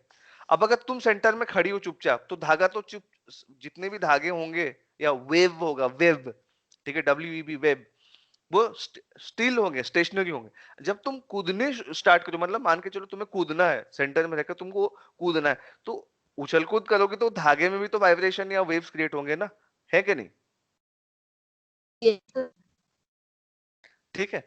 अब इस चीज को तुम ऐसे सोचो कि इस केस में क्या है कि ये जो इलेक्ट्रॉन है, ठीक है, ये इलेक्ट्रॉन तुम हो और इसके चारों तरफ जो मतलब जो जहां पे तुम थी अपने आप को निकाल के वहां इलेक्ट्रॉन को डाल दो, और जहां धागा था हर धागे को एक इलेक्ट्रिक फील्ड लाइन से रिप्लेस कर दो। केस बराबर है, अगर इलेक्ट्रॉन फ्लक्चुएट होगा तो उसके चारों तरफ जो है इलेक्ट्रिक फील्ड भी क्या होंगे, फ्लक्चुएट करेंगे। तो जो इलेक्ट्रिक फील्ड में फ्लक्चुएशन होगा उसको हम क्या बोलेंगे, वेव बोलेंगे, क्योंकि एक सिंगल पॉइंट पे नहीं हो रहा है, ये घर के हर तरफ जहां जहां भी फील्ड है हर जगह फ्लक्चुएशन क्रिएट हो जाएगा, उसको हम बोलेंगे इलेक्ट्रिक वेव, ठीक है, ई वेव, है ना। अब अगर ये चीज में, अब तुम बोलोगे यार ठीक है, अब ठीक है, चार्ज वाइब्रेट कर रहा है तो उसके चारों तरफ जो इलेक्ट्रिक फील्ड है वो फ्लक्चुएट करेंगे तो वेव क्रिएट होगा, उसको हम बोलेंगे ई वेव, ठीक है। अब अगर ई वेव है तो मैग्नेटिक वेव कहां से आ गया, हम इलेक्ट्रोमैग्नेटिक वेव की बात करें तो मैग्नेटिक वेव कहां से आ गया। अब यहां पे आता है चीज कि जब इलेक्ट्रिक फील्ड में फ्लक्चुएशन होता है, ठीक है, इलेक्ट्रिक फील्ड में अगर फ्लक्चुएशन होता है तो ऑटोमेटिकली वो एक मैग्नेटिक वेव क्रिएट करता है। मतलब मैग्नेटिक वेव तो क्या क्रिएट करेगा, सबसे पहले इलेक्ट्रिक फील्ड में फ्लक्चुएशन हुआ मतलब एक मैग्नेटिक फील्ड क्रिएट हो जाता है। इस चीज को ऐसे समझो, इस चीज को अब ध्यान से सोचो, ठीक है। अब तुमने शायद मैं दिख रहा हूं क्या, दिख रहा हूं मैं ना, इस चीज को ऐसे समझो। Yes sir. अभी इलेक्ट्रिक फील्ड तक तो समझ में आ गया तुमको ना स्वाति, क्लियर, अर्नब तो क्लियर है ही। Swati you know now how an electron या कोई भी इलेक्ट्रिक चार्ज फ्लक्चुएट करता है तो उसके चारों तरफ के इलेक्ट्रिक फील्ड में फ्लक्चुएशन होता है जिसको हम इलेक्ट्रिक वेव बोलते हैं।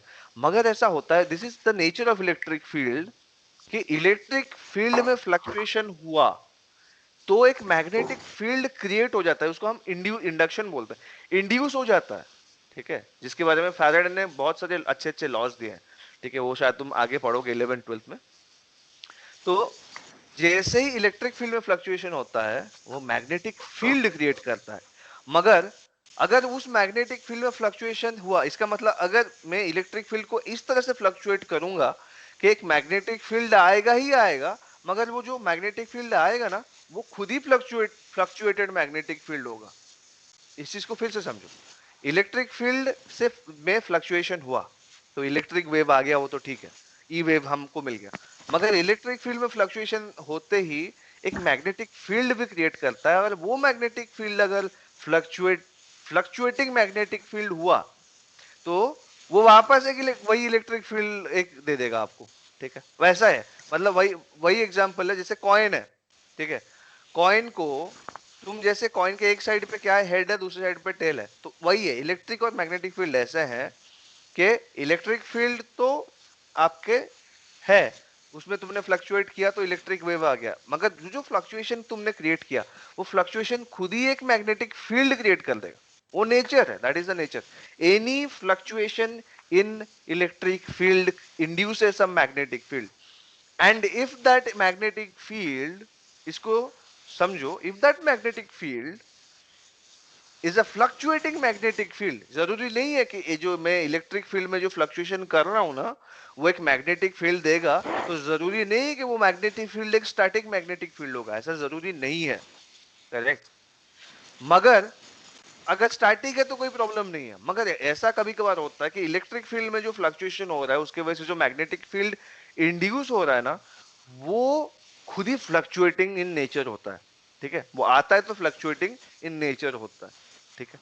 तो वो जो फ्लक्चुएशन होता है वो वापस एक इलेक्ट्रिक फील्ड दे देता है, ठीक है। तो ये इसको डायग्राम में ऐसे समझो आप लोग। अब इलेक्ट्रिक फील्ड में ये, अब देखो इलेक्ट्रिक फील्ड ये है, मान के चलो ये इलेक्ट्रिक फील्ड है, ठीक है, इलेक्ट्रिक वेव है, सॉरी इलेक्ट्रिक वेव है। तो इलेक्ट्रिक वेव का मतलब क्या है कि इलेक्ट्रिक फील्ड में फ्लक्चुएशन हो रहा है। अब जैसे इलेक्ट्रिक फील्ड में फ्लक्चुएशन होगा ना वो अपने परपेंडिकुलर डायरेक्शन में एक मैग्नेटिक फील्ड दे देगा, ये हो जाएगा बी वेव, बी फील्ड है इलेक्ट्रिक। अब जरूरी नहीं कि बी फील्ड कांस्टेंट हो सकता है ये फ्लक्चुएटिंग बी फील्ड हो। अगर ये फ्लक्चुएटिंग बी फील्ड हो गया तो फिर क्या होगा, वो एक फिर से मुझे एक इलेक्ट्रिक फील्ड दे देगा, इलेक्ट्रिक वेव। अब ये फ्लक्चुएशन की वजह से फिर एक मैग्नेटिक फील्ड आएगा, ये ई हो गया, ये बी हो गया। अब बी में फ्लक्चुएशन होगा तो फिर से ई दे देगा। तो ऐसे करते करते अब स्टार्टिंग हम मैंने यहां से किया था, अब ग्रेजुअली क्या हुआ, इसके फ्लक्चुएशन से बी, बी का फ्लक्चुएशन से फिर ये आ गया, फिर ई के फ्लक्चुएशन से बी आ गया, फिर बी के फ्लक्चुएशन से ई आ गया।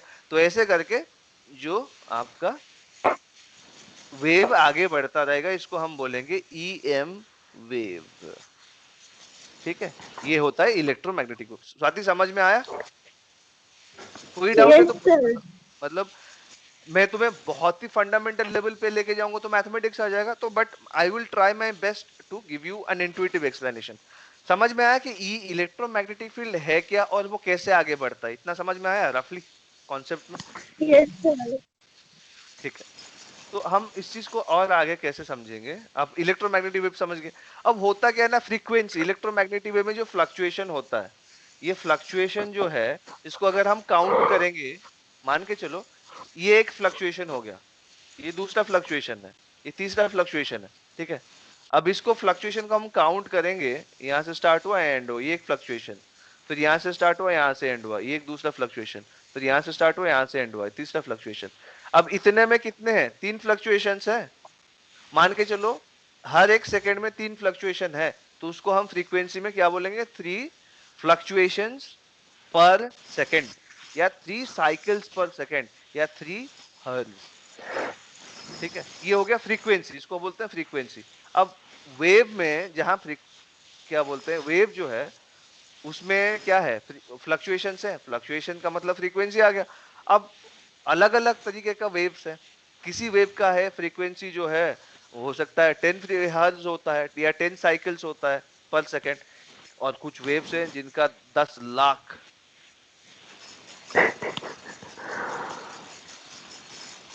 ये तो है ना, ये तो 1 करोड़ हो गया, ठीक है, तो लिखते लिखते इतना भी हो सकता है इलेक्ट्रोमैग्नेटिक वेव के, इससे ज्यादा भी हो सकता है। आप उस बहुत पावरफुल होते हैं ना, अब फ्लक्चुएशन ज्यादा करने के लिए आपको एनर्जी देना पड़ता है ना, वही बात है, इसको आप मैं ऐसे देखते हैं इसको, आप खुद ही फील कर लो ना, लुक एट दिस।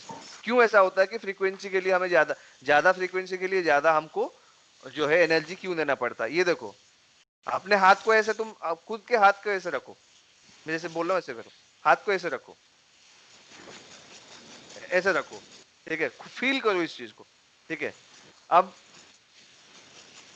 ऐसे ऐसे करो उसको, मतलब 1 2 3 4 5 6 7 8 9 10 11 12 13 14 15 16 17 18 19 20, और जोर से, समझ में आ रहा है ना। एनर्जी कब लगता है, जब ज्यादा जोर से अपन को हाथ हिलाना होता है ना, ऐसे फ्लक्चुएट करना, एनर्जी लग रहा है। तो अब सीधी सी बात है, वही चीज है, अगर जिस वेव का ज्यादा फ्रीक्वेंसी है मतलब ज्यादा फ्लक्चुएशन है, तो एनर्जी ज्यादा ही होगा। तो जितना फ्रीक्वेंसी हर्ट्ज बढ़ता रहेगा ना उतना ज्यादा पावरफुल होता है वेव।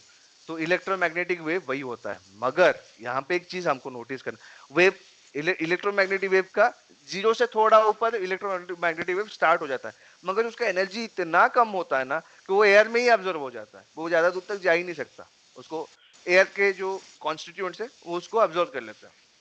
मगर कुछ वेव्स ऐसे होते हैं, इतने पावरफुल होते हैं कि हाथ के हड्डी के अंदर चले जाते हैं, या फिर तुम्हारे जो बॉडी के जो मसल्स हैं उसके अंदर चले जाते हैं, हड्डी पे जाके अटकते हैं। उसको हम क्या बोलते हैं? एक्सरेज बोलते हैं। अब तुम्हारे टॉर्च में भी है, मतलब मेरे पास टॉर्च तो था, ये रहा, मेरे पास टॉर्च है, टॉर्च से निकलता है क्या? लाइट। निकलता है क्या? लाइट। अब लाइट क्या है? इलेक्ट्रोमैग्नेटिक वेव है। मैं अगर हाथ को ऐसे लगा दिया, दिख रहा है क्या लाइट? नहीं दिख रहा है ना। क्यों? हाथ में वो ऑब्जर्व हो जाता है ना जाके, करेक्ट? ऑब्जर्व हो जाता है। तो ऑब्जर्व अगर हो रहा है तो इसका मतलब उसका एनर्जी ज्यादा नहीं है। मगर यहाँ पे अगर मैं एक्सरे रखता, अगर एक्सरे का रखता इधर, तो वो मेरे हाथ के अंदर जाके हड्डी से निकल गया होता कुछ, तो इतना एनर्जी होता। अगर गामा रे होता, बहुत power, gamma ray are the most powerful electromagnetic wave so far, वो गामा रे होता ना, हाथ वेपराइज हो चुका होता मेरा। अगर मैं एक गामा रे का एक छोटा सा बीम भी यहाँ डाल दूं ना, वो वाला पोर्शन वेपराइज हो जाएगा इंस्टेंटली, वो इतना पावरफुल है।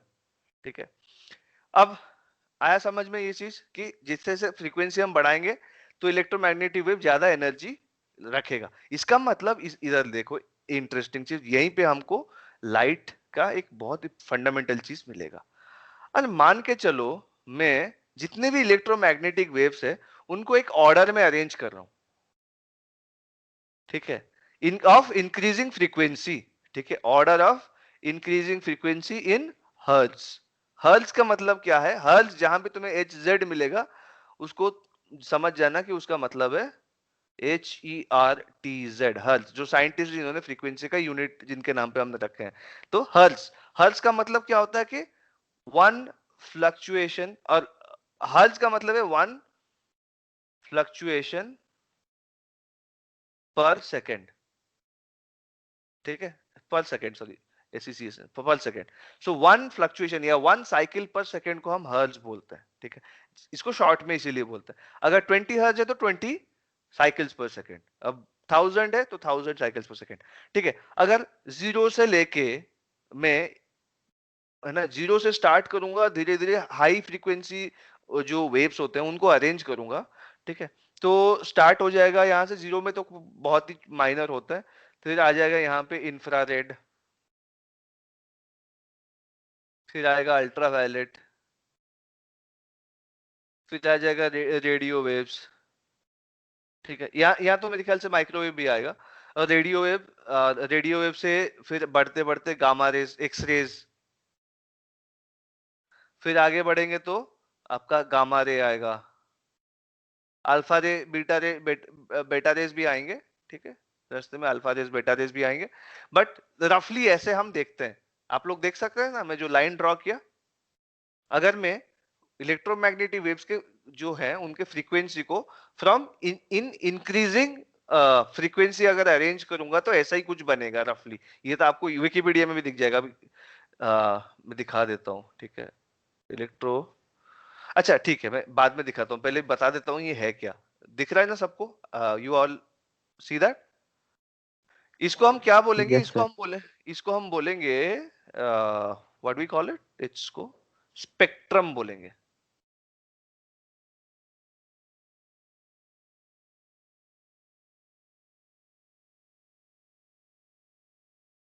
इसको हम बोलेंगे स्पेक्ट्रम या फ्रीक्वेंसी स्पेक्ट्रम। ये जो अरेंजमेंट है ना, इसको हम बोलेंगे फ्रीक्वेंसी स्पेक्ट्रम। इंफ्रारेड से स्टार्ट होगा, गामा रेज तक जाएगा, इसको हम फ्रीक्वेंसी। इंफ्रारेड से स्टार्ट नहीं हो, स्टार्ट तो बहुत पहले से हो जाएगा, बट हम ये अगर रफली ऐसा अरेंज करेंगे तो इसको हम बोलेंगे फ्रीक्वेंसी स्पेक्ट्रम। और इसी स्पेक्ट्रम में इंफ्रारेड और अल्ट्रा वायलेट के बीच जो पोर्शन है ना, इसको हम बेसिकली लाइट बोलते हैं, इस वाले पोर्शन को, क्योंकि यही वो वाले हिस्से हैं, ओनली दिस वेव्स, है ना। इंफ्रारेड के बाद आता है रेड, है ना, और यहाँ पे वायलेट से पहले आता है वायलेट, तो उल्टा जाए तो विवग्योर बन जाता है ना, right? VIVGYOR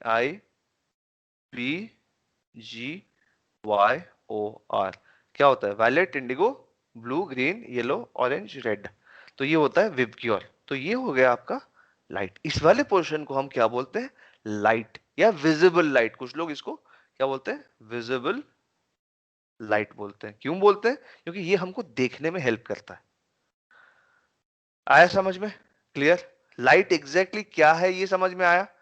it is not just an electromagnetic wave. It is that electromagnetic wave that helps us see things.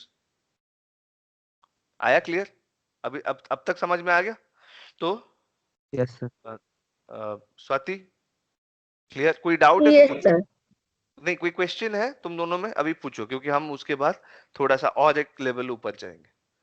मेरे ख्याल से अभी आप क्या बोलते हैं, अभी लाइट का हमने effect of media on light, ये शायद हम effect of media on light next session में कवर कर लेंगे, ठीक है?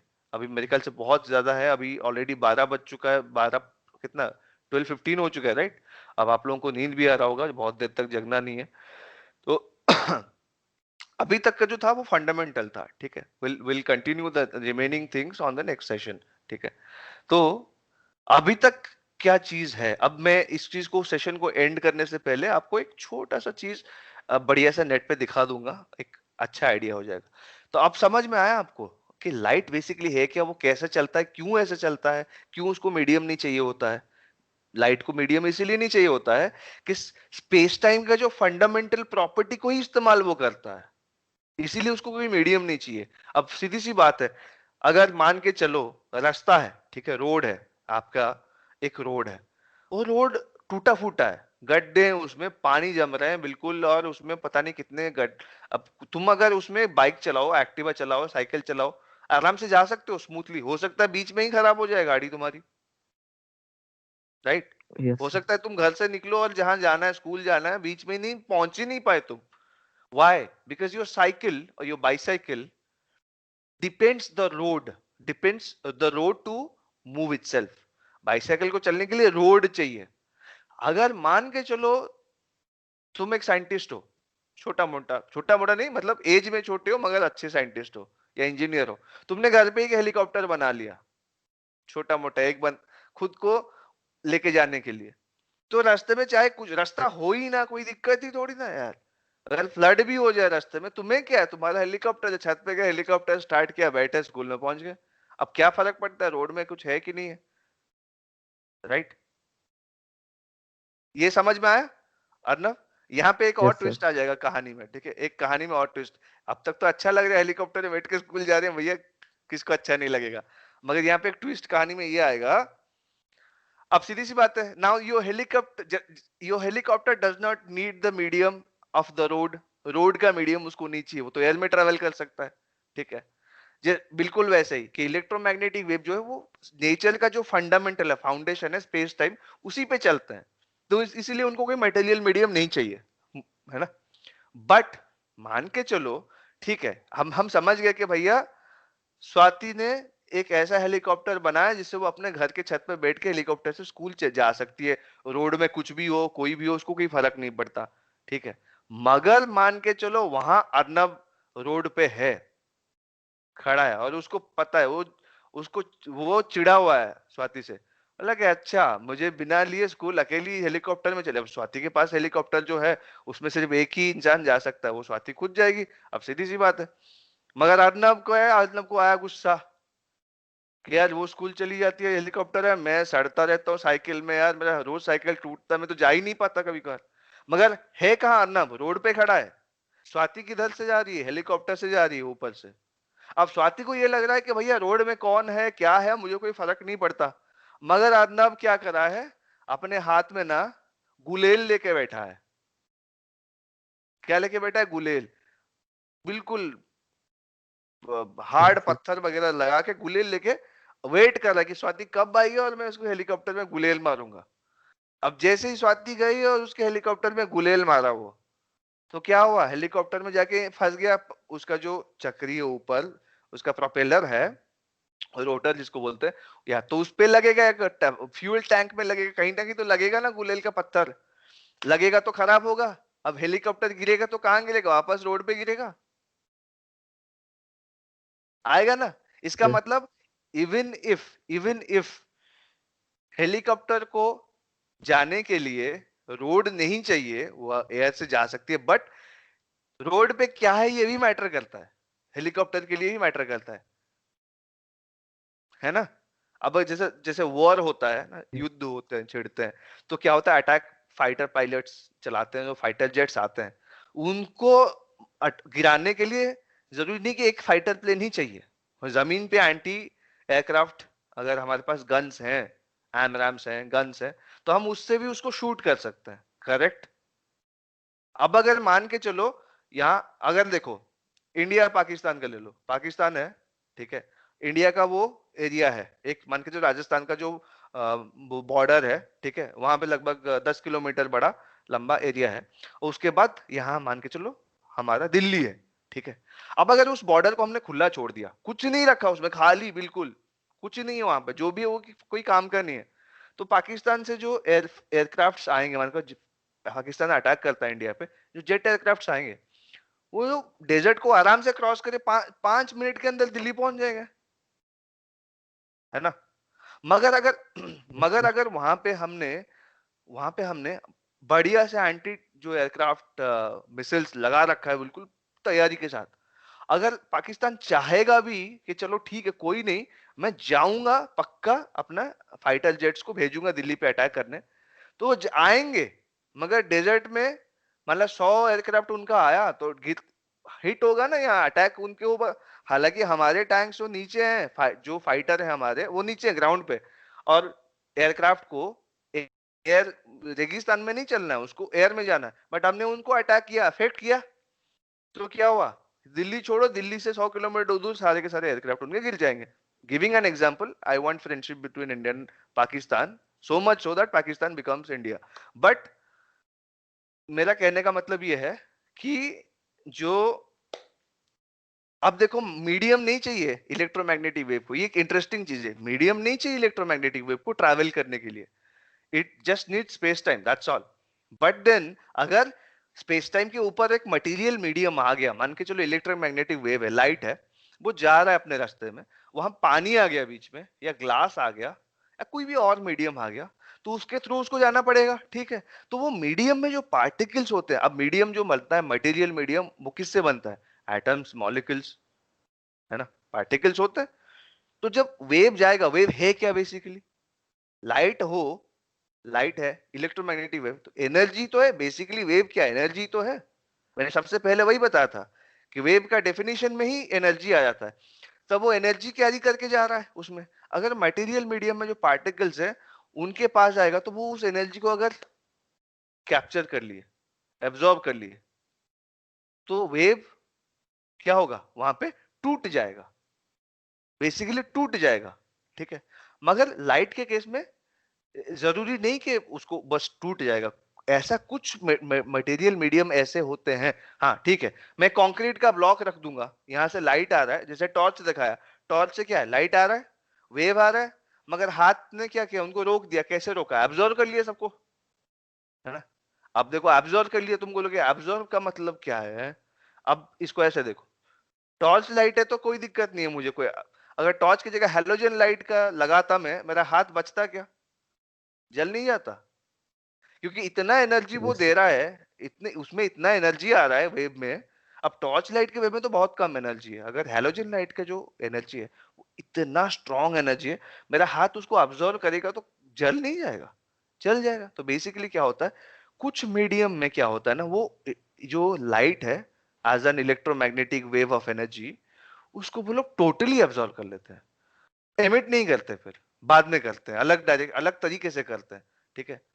तो वो क्या बन जाता है, जब वो अब्सॉर्ब कर लेता है ना, तो वो वेव वहां पे डिसकंटिन्यू हो जाता है, वो वेव वहां पे ब्रेक हो जाता है, और उस मीडियम को हम क्या बोलते हैं, ओपेक मीडियम, ठीक है। अब तुम्हारे दीवार के दूसरे तरफ क्या हो रहा है तुमको दिखाई दे नहीं रहा ना, क्यों? क्योंकि तुम्हारे दीवार, घर के दीवार के बाहर जो कुछ हो रहा है, वहां से जो लाइट आ रहा है ना, वो तुम्हारा दीवार जो है उसको खा जा रहा है, मतलब बेसिकली एब्जॉर्ब कर लेता है उस लाइट को, कुछ रिफ्लेक्ट कर लेता है, कुछ एब्जॉर्ब कर लेता है। बेसिकली वो एनर्जी, वो जो लाइट है, जो एनर्जी वेव है, वो तुम्हारे तक पहुंचता ही नहीं, तुम्हारी आंखों तक वो पहुंचता ही नहीं। मगर कुछ मटेरियल मीडियम ऐसे हैं जो क्या करता है, this is the last section, उसके बाद हम नेक्स्ट सेशन में कंटिन्यू करेंगे। कुछ मटेरियल मीडियम ऐसे होते हैं ना, उनके जो पार्टिकल्स है वो क्या करते हैं, आप इसको क्या, रिले रेस पता है? Relay race, have you been part of relay race? तो नहीं पता? रिले नो रेस नहीं सर। पता? रिले रेस में क्या होता है ना, मान के चलो एक लंबा रास्ता होता है ना, मान के 10 किलोमीटर, 10 किलोमीटर दूर एक एक ट्रैक होता है, उसमें हर एक किलोमीटर में एक बंदा खड़ा है, एक मशाल लेके एक बंदा, या एक एक मान के मशाल, मशाल लेके एक बंदा आएगा, वो 1 किलोमीटर भागेगा, फिर अगले बंदे को पकड़ा देगा, क्योंकि 10 किलोमीटर वो भाग नहीं सकता, मशाल को 10 किलोमीटर दूर जाना है, ठीक है? मगर हर इंसान को 10 किलोमीटर नहीं भागना है, तो क्या करेगा, 10 किलोमीटर का जो ट्रैक है, उसमें हर एक किलोमीटर में एक एक पार्टिसिपेंट या एक एक खिलाड़ी खड़ा रहता है। एक खिलाड़ी 1 किलोमीटर भागेगा, मशाल लेके दूसरे को पकड़ा देगा, और दूसरा उसको पकड़ेगा, फिर 10 किलोमीटर भागेगा, फिर 1 किलोमीटर भागेगा, फिर दूसरे को दे देगा, ऐसे कर करके फाइनली कहाँ आता है वो, एंड में पहुंच जाता है। आया समझ में? अब अगर समझ में आया कि नहीं आया, रिले रेस का कॉन्सेप्ट समझ में आया? Yes sir. ठीक है। अब अगर वही चीज को ऐसे देखो कि मान के चलो ऐसे देखो, ये एक ट्रैक है 10 किलोमीटर वाला, इधर एक ट्रैक है, यहाँ पे टीम ए है, यहाँ टीम बी है। टीम ए वाले बिल्कुल चुस्त फुर्त, बिल्कुल मस्त, आया पकड़ा तो जैसे बिल्कुल धाए पकड़ा और भागा, ठीक है, कोई डिले नहीं है। अब टीम बी वाले जो इधर खड़े हैं, वो सुस्त हैं बिल्कुल, वो लेके आया, वो भाग क्या, इसको दिया, ये पकड़ा, अरे यार ठीक है चलता हूँ करके वो भागा, ठीक है। तो अब उससे मशाल ले तो लिया, है ना, उसके बाद फिर पकड़ने के बाद जो भागने के बीच एक डिले आता है, अब पकड़ते ही भागना चाहिए तब जीतोगे।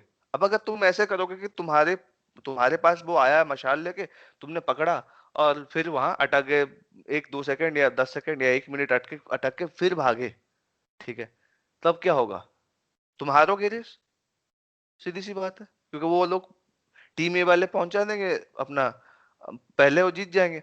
अब अगर इस चीज को देखो, नोट करो, मशाल को देखो और खिलाड़ी को देखो, दोनों को देखो। मान के चलो जो जो भागते हैं, जिन लोगों ने भी भागना, मतलब जो स्पोर्ट्स पर्सन है, जब तो वो भागते हैं वो एक ही स्पीड में भागते हैं, ठीक है, उनका स्पीड फिक्स है कि वो 5 किलोमीटर पर आवर का जो स्पीड है ना, उसी से ही भागेंगे, वो उससे कम और उससे ज्यादा में भाग ही नहीं सकते, ठीक है, ये मान के चलो, भागेंगे मतलब 5, वरना तुम डिस्क्वालीफाई हो जाओगे। तो हर खिलाड़ी को पता है कि भागना है तो 5 किलोमीटर पर आवर की स्पीड पे ही भागना है, ठीक है। तो मशाल स्टार्ट हुआ, 5 किलोमीटर पर आवर की स्पीड पे आया, और मगर टीम ए में क्या है, तुरंत ट्रांसफर हो गया, यहाँ 1 किलोमीटर खत्म होते ही उसने दूसरे को पकड़ा दिया और दूसरा तुरंत भागने शुरू। रिले रेस में हमेशा नजर करना, एक चीज इंटरेस्टिंग नजर करना, कि ये खिलाड़ी भागता हुआ आता है ना, तो 1 किलोमीटर पहला पॉइंट जो होता है ना, अगला खिलाड़ी उस पॉइंट पे नहीं होता, उससे पीछे खड़ा रहता है। तो ये जब भाग के आ रहा होता है ना, तो एक जहां पे एक्चुअली उसको खड़ा होना चाहिए, 1 किलोमीटर का मार्क होता है, उससे पीछे अगला खिलाड़ी उससे पीछे से भागना स्टार्ट कर देता है, ताकि इस खिलाड़ी के स्पीड के साथ मैच कर जाए। तो एग्जैक्टली जब 1 किलोमीटर का मार्क होता है, तो ये लेके तो पहले से जो आ रहा है, वो आ रहा है अपना स्पीड पे 5 किलोमीटर पर आवर, ये पहले तो, अब सीधी सी बात है, जब तक वो आएगा तब तो भागेगा ना, पहले से भागेगा तो पहुंच जाएगा कि ना, बिना मशाल के लाइन के पास। तो वो वेट कर रहा होता है, दूर से वो आ रहा है, देखा कि भाई वो आ रहा है, तो वो आ रहा है ना, उसको देख के वो पहले से ही अपना पोजीशन कैलकुलेट होता है उसमें, कि अच्छा वो आएगा, तो इस जहां पे मेरे को उठाना है मशाल उसके हाथ से, वहां मेरा speed already 5 kilometre per hour की स्पीड हो जाना चाहिए। तो क्या होता है, वो आता है तो तुरंत उसी लाइन पे उससे हाथ से लेके भागता है। तो मशाल हमेशा 5 किलोमीटर पर आवर की स्पीड पे भागता है, स्टार्टिंग से लेके एंड तक। भागता है कि नहीं भागता है? ठीक है, मगर खिलाड़ी नहीं भागता है, खिलाड़ी तभी भागता है जब उसको पकड़ना होता है मशाल, ठीक है, जब वो हाथ में मशाल पकड़ेगा तब उसको भागना है। अब सोचो दूसरा, दूसरे, ये तो टीम ए का हो गया खेल, टीम बी में क्या होता है कि मशाल आया, ठीक है, मशाल आया, एक खिलाड़ी 5 किलोमीटर रूल फॉलो किया, 5 वही है, 5 पे भाग के आया, दूसरे को दिया, मगर दूसरा खिलाड़ी पकड़ के बैठा, 2 मिनट बाद भागना स्टार्ट किया। जब भागा 5 पे भागा, मगर 2 मिनट पकड़ने के बाद 2 मिनट छोड़े, 1 मिनट रुका हुआ। मैंने मान के जो तुम भाग के आई मेरे पास, है ना, और मैंने उसको पकड़ा। अब मेरे को क्या करना है, भाग के अर्नब को देना है, मशाल को। मगर तुम्हारे हाथ से लिया, लेने के बाद मैं 1 किलोमीटर रुक गया, 1 मिनट के लिए रुक गया, फिर मैं 5 किलोमीटर के स्पीड में भागा और फिर अर्नब के पास गया, फिर अर्नब मेरे हाथ से लिया, फिर 1 मिनट रुक गया। अब ऐसे अगर चलेगा, तो अगर मैं तुम्हें सवाल पूछूं, तो मशाल जो है वो कितने स्पीड पे जा रहा है? वो तो 5 ही किलोमीटर पे जा रहा है ना। हाँ, अगर तुम रुक गई, इफ यू, अब मशाल को तुमने रोक दिया, बात अलग है, मगर मशाल जब तक मूव कर रहा है, कांस्टेंट स्पीड में मूव कर रहा है, स्टार्टिंग से लेके एंड तक, आया समझ में ये चीज? ये टेक्निक है, यस सर। ये टेक्निक है। इससे क्या होता है, जब मटेरियल मीडियम में कुछ कुछ मटेरियल मीडियम क्या करते हैं ना, अब मशाल को तुम मान के चलो, मशाल को लाइट मान के चलो, इलेक्ट्रोमैग्नेटिक वेव मान के चलो, तो एनर्जी मान के चलो। अब क्या होता है कि जब मीडियम है, कोई मीडियम नहीं है, तो वो आराम से आएगा, निकल जाएगा अपना, कोई दिक्कत नहीं है, एक ही स्पीड पे। मगर जब मीडियम है और वो एनर्जी आ रहा है, तो एनर्जी क्या होगा, एक पार्टिकल उसको खा जाएगा या पकड़ लेगा, पकड़ने के बाद थोड़ी देर बाद उसको छोड़ देगा, फिर वहां से एनर्जी जाएगा, दूसरे पार्टिकल आएगा, उसको वो पकड़ लेगा, मगर बैठ जाएगा 1-2 मिनट, फिर ऐसे जैसे मशाल, दूसरे केस में क्या होता था, एक बंदा मशाल लिया, मगर 1 मिनट रुका, फिर भागना स्टार्ट किया। वैसे होता है मटेरियल मीडियम में। इसीलिए क्या होता है ना कि जो इलेक्ट्रोमैग्नेटिक वेव या लाइट है, वो रुकता नहीं है कहीं, मतलब वो एक ही स्पीड में, हाँ रुकता मतलब वो एक ही स्पीड पे जा रहा है, मगर अब रुक गया तो रुक गया, अब या तो वो मूव करेगा या रुकेगा, ठीक है। अगर रुक गया तो अलग बात है, मगर जब तक मूव कर रहा है तो वो एक ही स्पीड में मूव करता है। तो लाइट हमेशा एक ही स्पीड में मूव करता है, उसका वैल्यू होता है सी, इसको हम बोलते हैं C, by the letter C, small C. और उसका एक वैल्यू होता है, वो होता है 3 लाख किलोमीटर पर सेकेंड, है ना, 3 लाख किलोमीटर पर सेकेंड, एक सेकंड में 3 लाख किलोमीटर वो ट्रैवल कर लेता है। अब ऐसा है, इस चीज को तुम ऐसे समझो, कुछ मीडियम मान के चलो, एक मीडियम है, ठीक है। अब वो मीडियम में वो लाइट आया, उस मीडियम में एक बंदा जो है, वह रिले रेस वाला केस हो गया, लाइट आया भाई 3 लाख किलोमीटर पर सेकेंड पे, पहला बंदा उसको लाइट को ऑब्जर्व कर लिया, 1 मिनट रुक गया, फिर छोड़ा लाइट को, फिर लाइट 3 लाख किलोमीटर पर सेकेंड की स्पीड पे दूसरे बंदे के पास गया, दूसरे ने उसको ऐसे पकड़ लिया, ऑब्जर्व कर लिया, फिर छोड़ा, फिर लाइट उससे तीसरे बंदे के पास गया, उसने भी फिर पकड़ लिया। तो in the entire process, if you think, if the entire process, light का स्पीड क्या है, 3 लाख किलोमीटर पर सेकेंड, ठीक है। जब तक लाइट लाइट है, तब तक वो 3 लाख किलोमीटर। अब वो अगर एनर्जी बन के अब्सॉर्ब हो गया, तो उसमें तो लाइट ही नहीं है ना, वो जब तक फिर से रिलीज नहीं करेगा उस एनर्जी को, फिर तो लाइट ही नहीं है ना, लाइट तो गायब हो गया। तो ऐसा होता है कि लाइट का स्पीड कभी नहीं बदलता, इवन मटेरियल मीडियम में भी नहीं बदलता है। होता क्या है, लाइट क्या होता है, कोई उसको एनर्जी, लाइट को एनर्जी में कन्वर्ट करके अब्सॉर्ब कर लिया, फिर 1-2 मिली सेकेंड या माइक्रो सेकेंड के बाद उसको वहां से रिलीज करता है, एमिट करता है, फिर लाइट लाइट के फॉर्म में आता है, फिर वो 3 लाख किलोमीटर पर सेकेंड पे स्पीड पे चलता है, फिर अगला पार्टिकल आता है, वो उसको अब्सॉर्व कर लेता है, फिर अब्सॉर्व करने के बाद थोड़ी देर बाद वो माइक्रो सेकेंड या मिली सेकेंड का भी फ्रैक्शन में होता है, फिर रिलीज करता है। तो होता क्या ना, लाइट अगर मान के चलो मटेरियल मीडियम नहीं होता, तो जो वेव है लाइट, वो उस मीडियम को आराम से क्रॉस करके चला जाता, मगर क्योंकि मटेरियल मीडियम है, तो वहां पे लाइट को बार बार रुकना पड़ रहा है। रुकना इन द सेंस डिसअपियर हो रहा है, लाइट अब्सॉर्ब हो रहा है, फिर एमिट हो रहा है थोड़ी देर बाद, फिर अब्सॉर्ब हो रहा है, फिर एमिट हो रहा है थोड़ी देर बाद, and this pattern goes on a million times और अ बिलियन टाइम्स।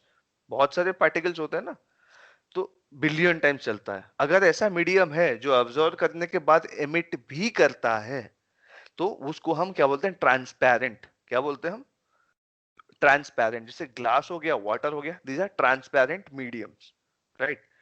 अगर जैसे कंक्रीट सर ब्लॉक हो गया, ईंट हो गया, दैट इज कॉल्ड, हाँ सॉरी अर्नब पूछो। ट्रांसपेरेंट मीडियम भी ऑब्जेक्ट लाइट का स्पीड कम करता होगा। नहीं, लाइट का स्पीड कम नहीं करता है, लाइट का स्पीड कोई भी नहीं कम कर सकता है।